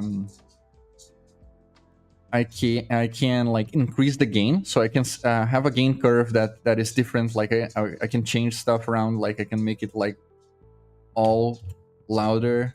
Yeah. Like this. This one came from Shield Maiden originally, right? I think at least Yes. a little part of it came from Shield Maiden because we used the music to manipulate certain graphic aspects nice. of Shield Maiden. Yeah. And then basically, like whenever the character is speaking, you see like the little bars coming up. I can filter like just for a certain set of frequencies that I want to pay attention to. This helps us like determine what thresholds we should be using to activate and deactivate the voices. Because the funny thing is that like if you see here to the right, if I scroll this stuff around, there are two green bars. Yeah. So the way that we are dealing with is that like in order to detect if we should start animating the mouth, audio amplitude needs to go above this line here. Oh, okay, cool. But in order for the character to close their mouths, the amplitude needs to go below this line here. That makes sense. Yeah, because There's otherwise we two just get like thresholds. way too jittery, right? It's because it's gonna be bouncing so much that the character's gonna be like Yep, exactly. freaking out. Yeah, Yeah. that makes a lot of sense. Yeah. So animation on, animation off, animation on, animation off, essentially. Yeah. And legit, like initially we didn't have it, and we had some instances in which like the audio was like right at the threshold. Yeah. So yeah, the character on screen would like freak out opening and closing their mouths many times. So. Right, but then you added the tolerance and it was all fixed up. Okay, cool. Well, actually, Exactly. I'm really glad you found that. That's super interesting. Okay, cool. So I guess now we can go back to the lighting, and you can show us what Yes. that looks like in editor and how that was pulled off. Exactly. Yeah, so let me just leave dialogue here. Okay, I will warp us again. Okay, so this room, the first time that I showed this room, like we prepared this room for this presentation. When I showed it to Daniel, he almost like cried, because this is exactly the same room that we used for testing back when we started like researching how we wanted to do lighting for sprites. Yeah, so the whole thing of like sprites on a 3D games is something that we really wanted to do because it combines Dumativa's like experience with pixel art with like the visuals from Cellbit's tabletop RPG, right? So it's something that we thought would fit really well together. But the moment that we decided on it, we knew we were in for trouble because there's a lot of little details that we need to take care of to make it feel natural, to make it feel like the sprites are living in a 3D world, right? So first of them would be billboarding, right? We kind of have to make the sprite face the camera. Yeah. But so basically, if you just make it face the camera, and you might have seen this on other games, like this is a very common issue. Like you get stuff where like, if I have a wall here, let me just make a tall cube. So if we have a wall here, and you kind of like walk into the wall, if this is just billboarding, the head of the sprite would be entering the wall, right? Yes. So one of the things that we worked on is basically like instead of doing the billboarding like just by turning the quad towards the camera, what we did is we did this for two reasons. I will explain briefly. But basically the quad. Sorry, I just want to explain. I think you're saying the head would be inside the wall because if you were billboarding, the camera's up here, so the character would go on a diagonal, and then their head would be glitching into the wall Yeah. because the character is facing the Exactly. camera. Okay, sorry. Just wanted- Exactly. Cool. Yeah, so I can like show this happening in just a moment. I just wanted to show Yeah. like, so what the way that we did it is, if you look at the orange square here, this is the quad with the player sprite, and it's straight in relation to the floor. Hmm. It's straight up. Yes. The inclination towards the camera is done purely on shader. Gotcha. So get it. that It's lets flattened. us, yeah, that lets us solve two issues in one. One, we need this quad because this quad is what we use to pick up how the lights are hitting this plane. Yeah. So this is information that we use for shading. So this quad being straight up helps us a lot with this. And the second problem is the whole thing of like, we're doing billboarding on the shader, not on the quad. And so basically, if I disable that, you can see that me is like going straight through the wall now. Yes. And so we added in parameters that let us control, like, for example, how we render the sprite. Basically, the further up we get from the pivot's position, the more we are adding to the depth buffer. So basically, we're making like the top of Mia's head to be closer to the camera than her feet. Okay.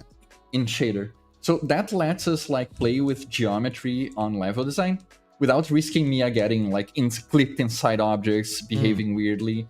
And same happens like the other way, because since we're only changing depth, not position, we can go like behind or in front of objects, and the risk of clipping is really low. Okay. Of course, like there's some stuff like the lantern here. Yeah, some minor. But yeah, for the rest of the game's objects, like we've been super careful with like collision boxes so that like we try to minimize it. It looks amazing. Yeah. The other thing that we gain from it, you might have been seeing it, since we're changing depth to make Mia feel like the sprite feel like part of the 3D world. Since we're changing the depth information to do that, we get for free stuff like screen space, ambient occlusion. So you see like there's a little like black outline I see that. around. Yeah. Yep. Yeah. So okay, so this is part one, right? Okay. Next part is regarding like really now we start the interesting stuff, because now we nailed the part of like we have a quad that is picking up lighting information. We're like doing the billboarding part in shader to avoid clipping inside stuff, that sort of stuff.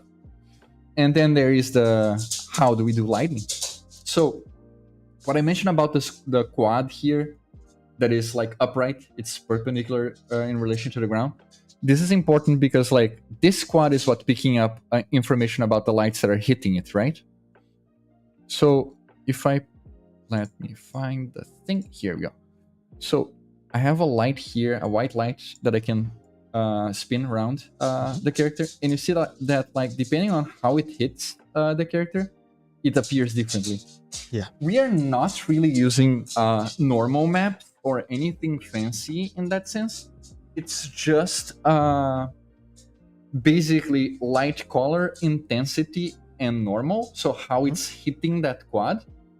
And then you can see that like when it's hitting Mia like kind of sideways, it's when it gets the darkest, right? Yes. And when it flips behind, then you get a different effect. Because this is when we added... let me crank up the intensity here just so that you can see it better.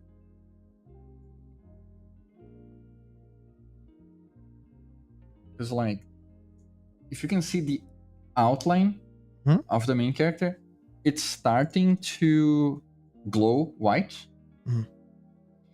Yeah, so basically what we did is like, if the normal... if how the light is hitting that quad is like it's hitting from the front, we just increase the luminosity of that pixel, right? Okay. But if it's hitting it from the back, we added a Fresnel effect. Oh, nice. So basically, it has this like rim light effect to it. you know.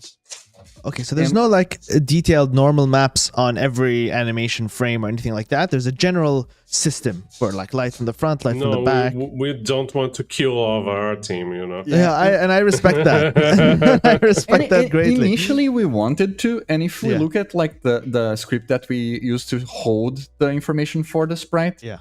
like we have space for specular maps, normal maps, occlusion maps. We're just using base map, and the reason that we kind of like decided against it is because if we look currently at the player's animation animator, since it's a sprite character and it needs to do stuff like walk on all like 8 directions, run on 8 directions, crouch on 8 directions, the volume of animations that we have is a lot. And That so would like be- if we needed to set normal maps and That'd be for a lot of normal every maps. single one Yeah. of those, Yeah. it would So get it's interesting. You set up the characters in a way that they'll just work with 3D lights. You didn't need to do anything crazy with the lights. You just set up a system. As Yep. this seems to be the theme with all the systems in the game, where you set something up to that just works basically, and you don't have to create unique scenarios for each and every situation. Yep. Yeah. Yeah, basically, yeah, that's the what we always aim for. Because like we try to make it so that our systems do this one thing, but it works on every single possible scenario. Because then we don't need to keep coming back to it and adding more stuff, right? Yeah. But yeah, they're like the funny thing is the amount of details that we had to worry about when making it, because there's some stuff regarding like how you integrate pixel art with 3D that we before this game we never considered. For example, like if you look at Mia's shadow, let me turn her a little bit. Okay. So if you look at Mia's shadow, like she's holding the flashlight like this, right? So Right. the shadow is projecting like this. It makes sense. Light is coming from this direction. Yeah. It's projecting like this. Okay, so if I keep turning this, there will be a very uncanny point where you would start to expect the flashlight to be showing on another side, right? Yeah, that's right. So we So ended you up actually have to flip the shadow because the shadow is a texture, right? exactly. So we ended up adding detection for that in the Back front, shadow nice. map I like trailer. that. Yep. That as soon as the shadow crosses this line, you'll see like Yeah. now it's starting to look really weird, right? Yeah. Yeah.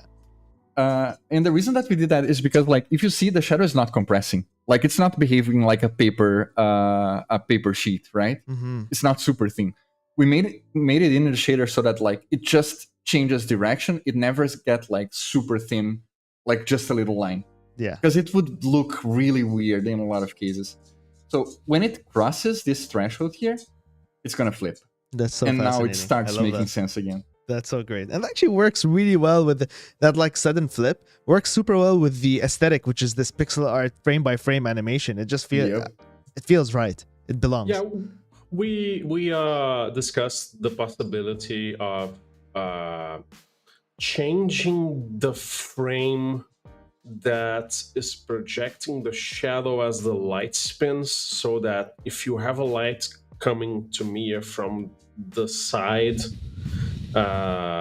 but she turns towards the light, that the shadow would be that of the frame facing forwards.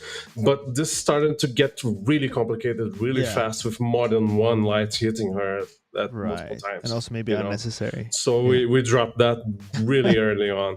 That would be the gold standard, but there's no way this could be done with many lights. Right. And she can have multiple shadows in this case, right? Oh yeah, that's Yes. cool. There we go. And colored shadows depending on the light. That's awesome. Yeah, and they all flip on the same threshold. So if you see, like right now, the pink one, the magenta one, Yeah. is flipping right on that line between back and front, but the other Yes. ones are still the same. Cool. So yeah, it is all done in shader, and I really like that trio of lights, because like you can start seeing the rim lights as we spin around. Yeah, that's true. You can see it a lot better when there's color. Yep. And so this scene internally, we used it a lot for testing, and we called it Disco Mia.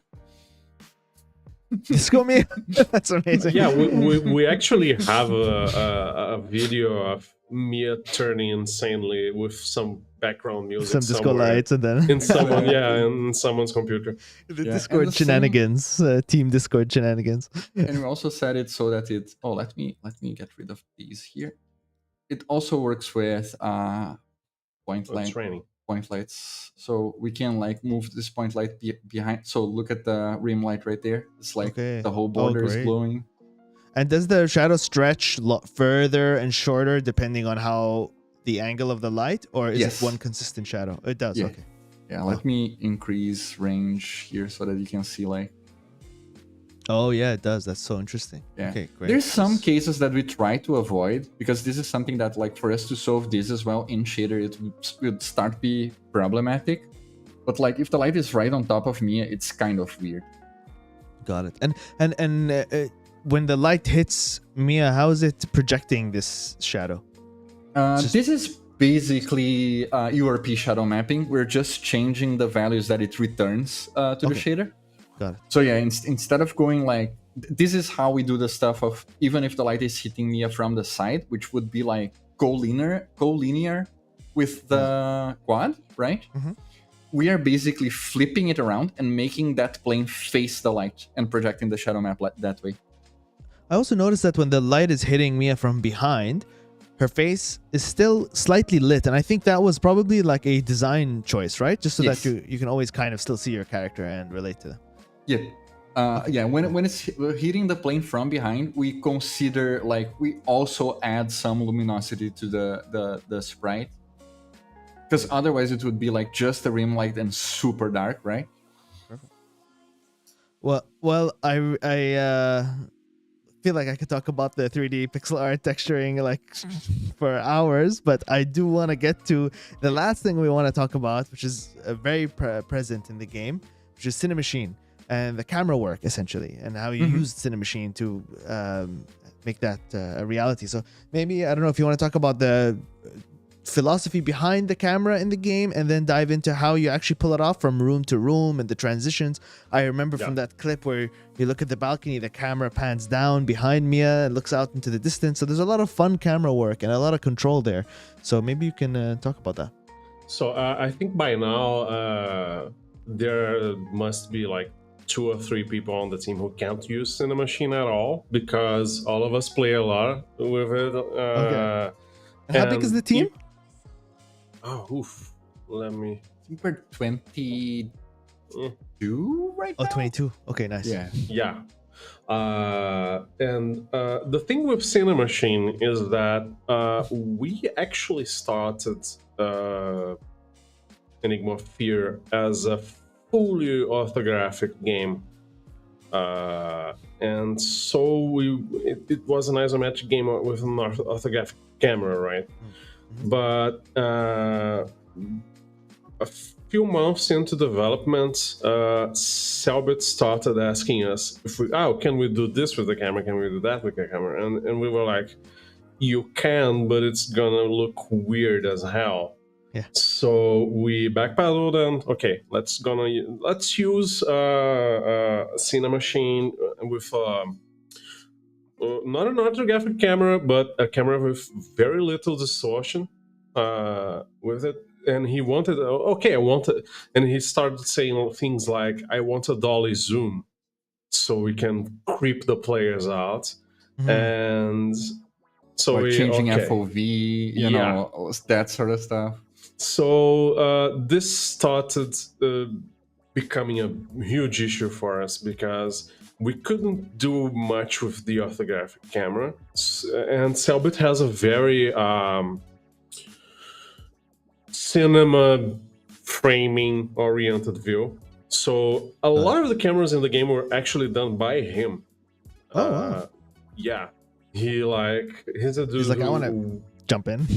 Yeah, he actually awesome. plays the game, and he works very late after his streams and after his TTRPG planning and everything. There's a lot going on for Paranormal Order right now, but he still shows up in our Discord channel and works together with us. So every cutscene in the game has Selbit directing it cinema-wise. and he works very, very closely with us in that. So Cinemachine came as a perfect solution because it's a very robust system with many, many options. Little steep barrier of entry, but Right. eventually Selbit managed to, okay, I want this camera and this camera and this camera, and he would make it by himself and ping us on Discord saying, "Hey,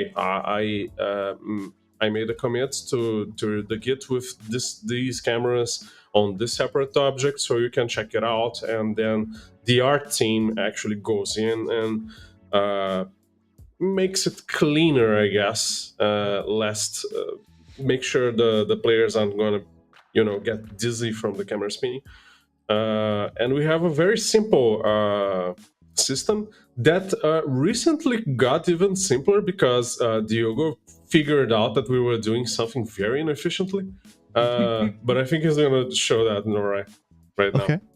Let's see. So the big thing, what Daniel mentioned, like one of the biggest changes we had in the project is like we just talked up right now about how we do sprites in 3D world, right?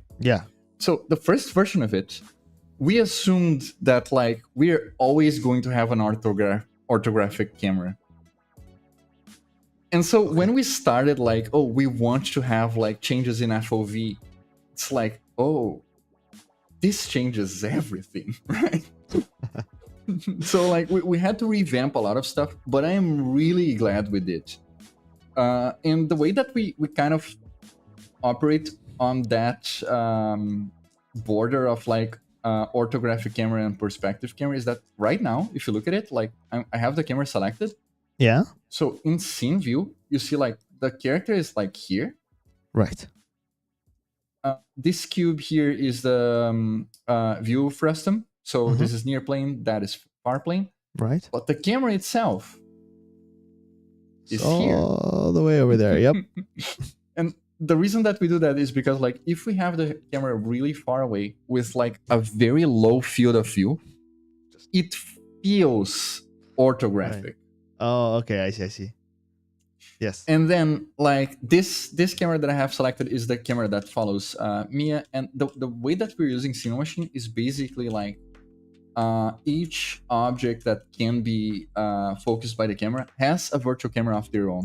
So if I change control to Loopy here, the puppy, the dog, this is a different virtual camera with different settings, different effects. And if your camera was like close in, it would feel really stretched out, right? Like the whole environment would be kind of feel very wide. So you have to go further and narrow it in. Yeah, just wanted. Cool. And then like that gives us the ability of when we want to change stuff around, we have stuff like for example in this living room here, there's a trigger that if I get close to it, the camera will change again. Like it will switch. This right now is a different virtual camera that is currently active.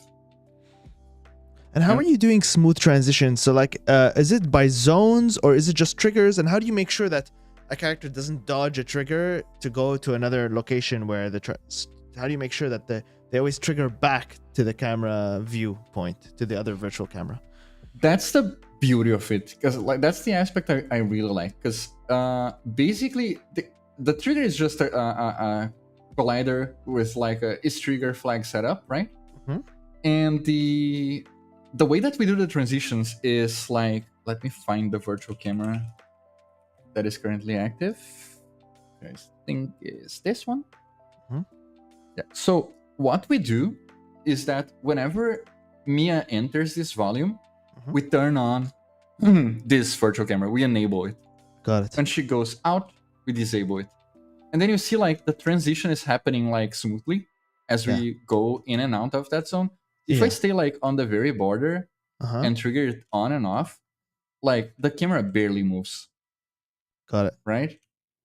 The way that we do it is because Cinemachine gives us the option of configuring how the transition is going to happen on a per camera basis. From camera to camera. Yep. Yeah. So we have basically a settings object here. Is this a list of every single camera in the game or in this scene? in this scene. No, in the scene. Yeah, otherwise it'd be too enormous of a list, probably. Exactly. And Yeah. then like we can have a default blend for anything else, right? Right, right. But yeah, that lets us set like the transitions for all the cameras that we want to go between. And then like for the case of what if the player misses the trigger, it's no problem. Like it's just not gonna do the transition, but the camera is still gonna work, right? Yeah. And then for stuff that we need to like force, for example, we have Cinemachine also gives you a priority system, and we've been using the hell out of it. So, Yeah. Basically, Mia's camera is the lowest priority. So when she enters this living room and this new camera gets enabled, that camera has higher priority here. Has higher priority than Mia's camera. We also have like Loopy's camera also has a priority. And so we have everything set up in a way where like Loopy's camera, when it gets enabled, it has higher priority than Mia's. Just shifts priority. Cool. So Makes sense. yep. So basically, most of the work that we do to like make cinematic transitions between cameras is just turning game objects on and off. Yeah, which is awesome. That makes it so simple. Yep, exactly. Yeah. So yeah, that's like the bulk of how we've been using it, and of course, like given the fact that now we have like support for our shaders are supporting perspective camera and that sort of stuff, we have started combining this with like the save system flags that we saw, the music transitions that Vinny has, like we started combining everything, so we can do stuff like if we want to like add tension and that kind of stuff, we can basically get a virtual camera. We just remove this so that I can manually edit stuff, because we can do stuff like this. Yeah. And it makes like things start to look really like we can give a really weird feel for the game, you know. Oh, so cool. Yeah, I think Especially if we you even need like you could do like a dramatic moment. exactly. Yeah. We even played like with people like on stream with like Dumativa and the backers of the project and Selbit. We started doing stuff where like we really went for it. So Yeah. stuff like, where's my volume here? Lens distortion. We did something like this. Whoa. So cool. So like make it super unsettling, you know. Yeah, that's really nice. But yeah, basically we can choose like for sections that we want to convey a particular feeling and effect to the player. We can use Cinemachine triggers and cameras to pull this kind of stuff up, you know. That's so cool. Yeah, well, honestly, thank you so much for diving so deep into all these systems. This is going to be so useful for so many different game developers, and it's just also so interesting for us to just like get a glimpse at the behind the scenes, which is not something you often get to see, especially while a game is in development. So it's really generous of you to share all of this with us. For everyone who's watching, if you haven't already, please go into the YouTube description, or if you're on Twitch, we'll drop it in the chat. And wishlist the game. It's right there right now. Wishlist this game. Make sure it's, of course, it's huge for developers when their games are to get the wishlist number up. So let's do that. The game looks incredible. Obviously, it's going to be incredible. So please, you're going to want to be notified when it goes live. I don't think the release date has been announced, right? So that's not live yet. Soon. But if you wishlist, you'll find out. So, yeah, exactly. Soon times. So we usually end these streams with some final takeaways of your journey on this project and just throughout the studio, your time working at the studio. So I'd love to get just like maybe some advice you have for other developers, who are going on this journey as well, building their own studio, working on their own projects. Don't do it. Get out while you still can. I'm just kidding. While you're still ahead. Run. Ignorance is bliss. So I'll go for each of you. Maybe I won't do Daniel. Maybe I'll stick to Diogo and Vinicius. No, I'm just kidding. So we'll start with you, Diogo. You can go for it. Yeah. The biggest thing, this is something that comes up a lot internally, like when we were talking about what we value on professionals that are working with us or close to us. Mm-hmm. The biggest thing that always appears is communication. Even for programmers which like have the image of, oh, it's shy people who don't talk much and like they do their thing. Communication, like given how multidisciplinary game development is, being able to communicate with people outside of your field of expertise and understanding what they mean, even if you don't understand their terminology, making sure, like, when you're talking about, for example, when you're talking about texture, if you talk to a musician, texture is a completely different thing, right? That's very good point. So, like, making sure that you can understand and be understood by people with a different background than yours, I think is by far the biggest skill that you can have when entering game dev. So communication and relationships are, like, I think the biggest skills that biggest assets one can have. On that note, I just wanted to take the chance and say thank you, because one, thank you for having us, guys. We really appreciate the Pleasure. invite, Absolute pleasure. and legitimately, like, to say a thank you for the relationships that we have built over the years. Honestly, currently our biggest, like, assets as a company right now are the fan base, the people who are in our Discord, providing feedback, participating in our streams, like, always there with us, like, following how the game is going. I know everyone is, like, dying for a release date soon.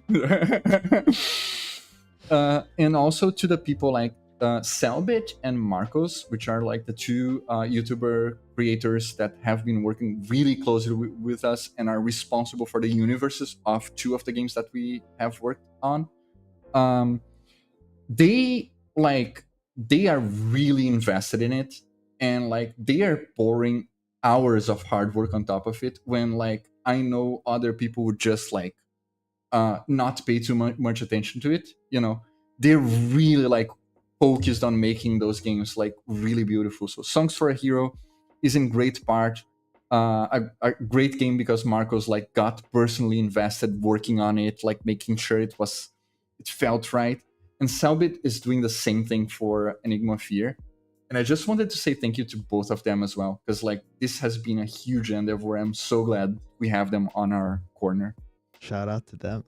Yeah. Well, and really, it was such a pleasure to have you on, Diogo. So it's mutual. Thank you, guys. Thank you. And Vinicius, please. Vinicius.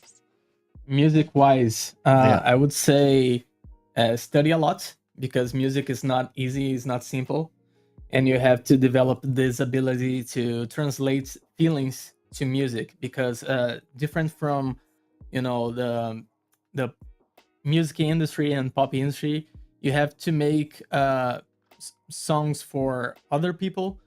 In the video game industry, you have to make music that fits the scene and the universe. So you have to be really careful about translating feelings and how to translate these feelings. So you have to have a very good notion of arrangement and orchestration to get this feeling. Fortunately, you have a lot of material about it.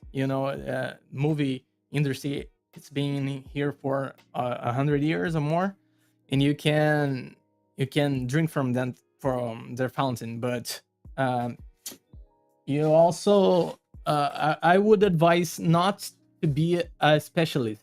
It is better to be a generalist and can solve a lot of problems than being able just to solve one type of problem. So that's something that I struggled a lot through my journey, and now I think I'm finally being able to do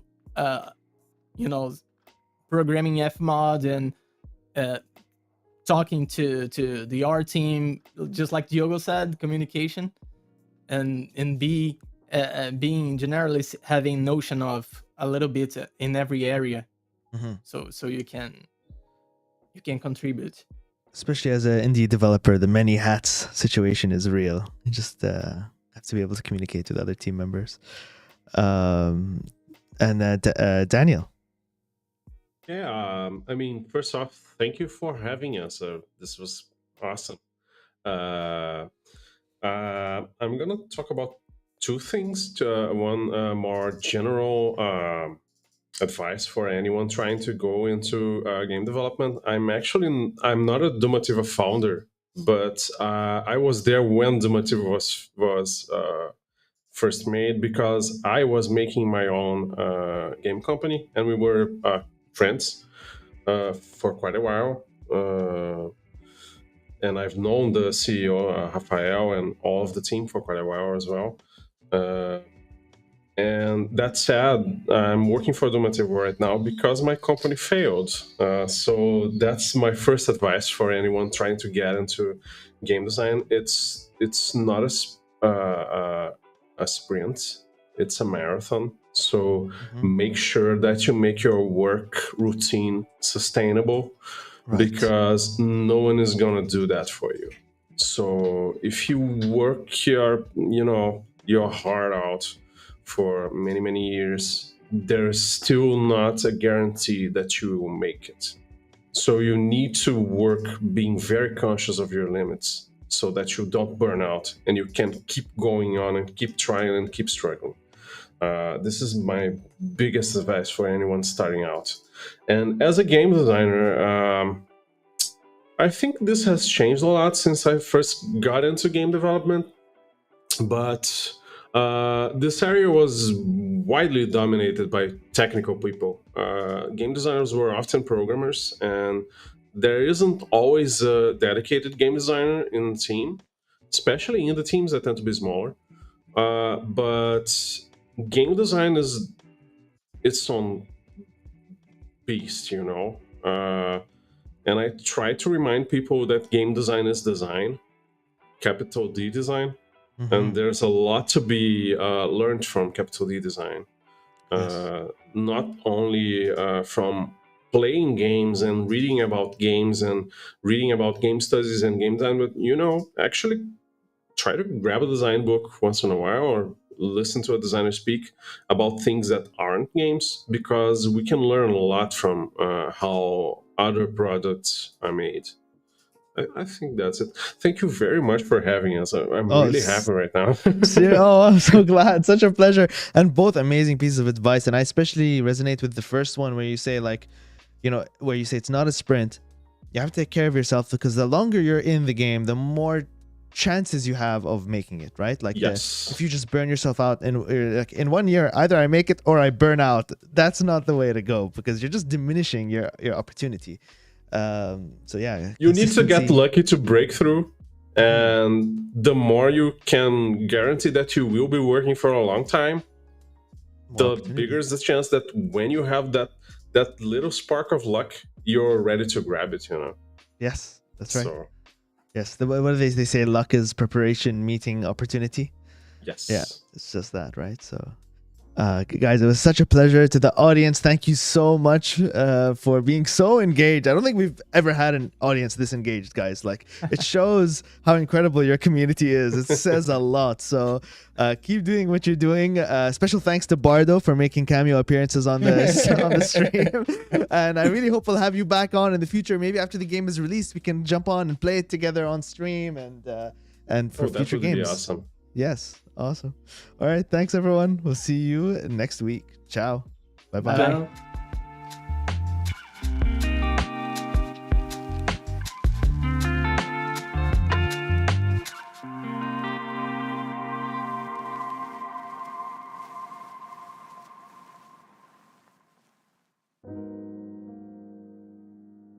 Bye.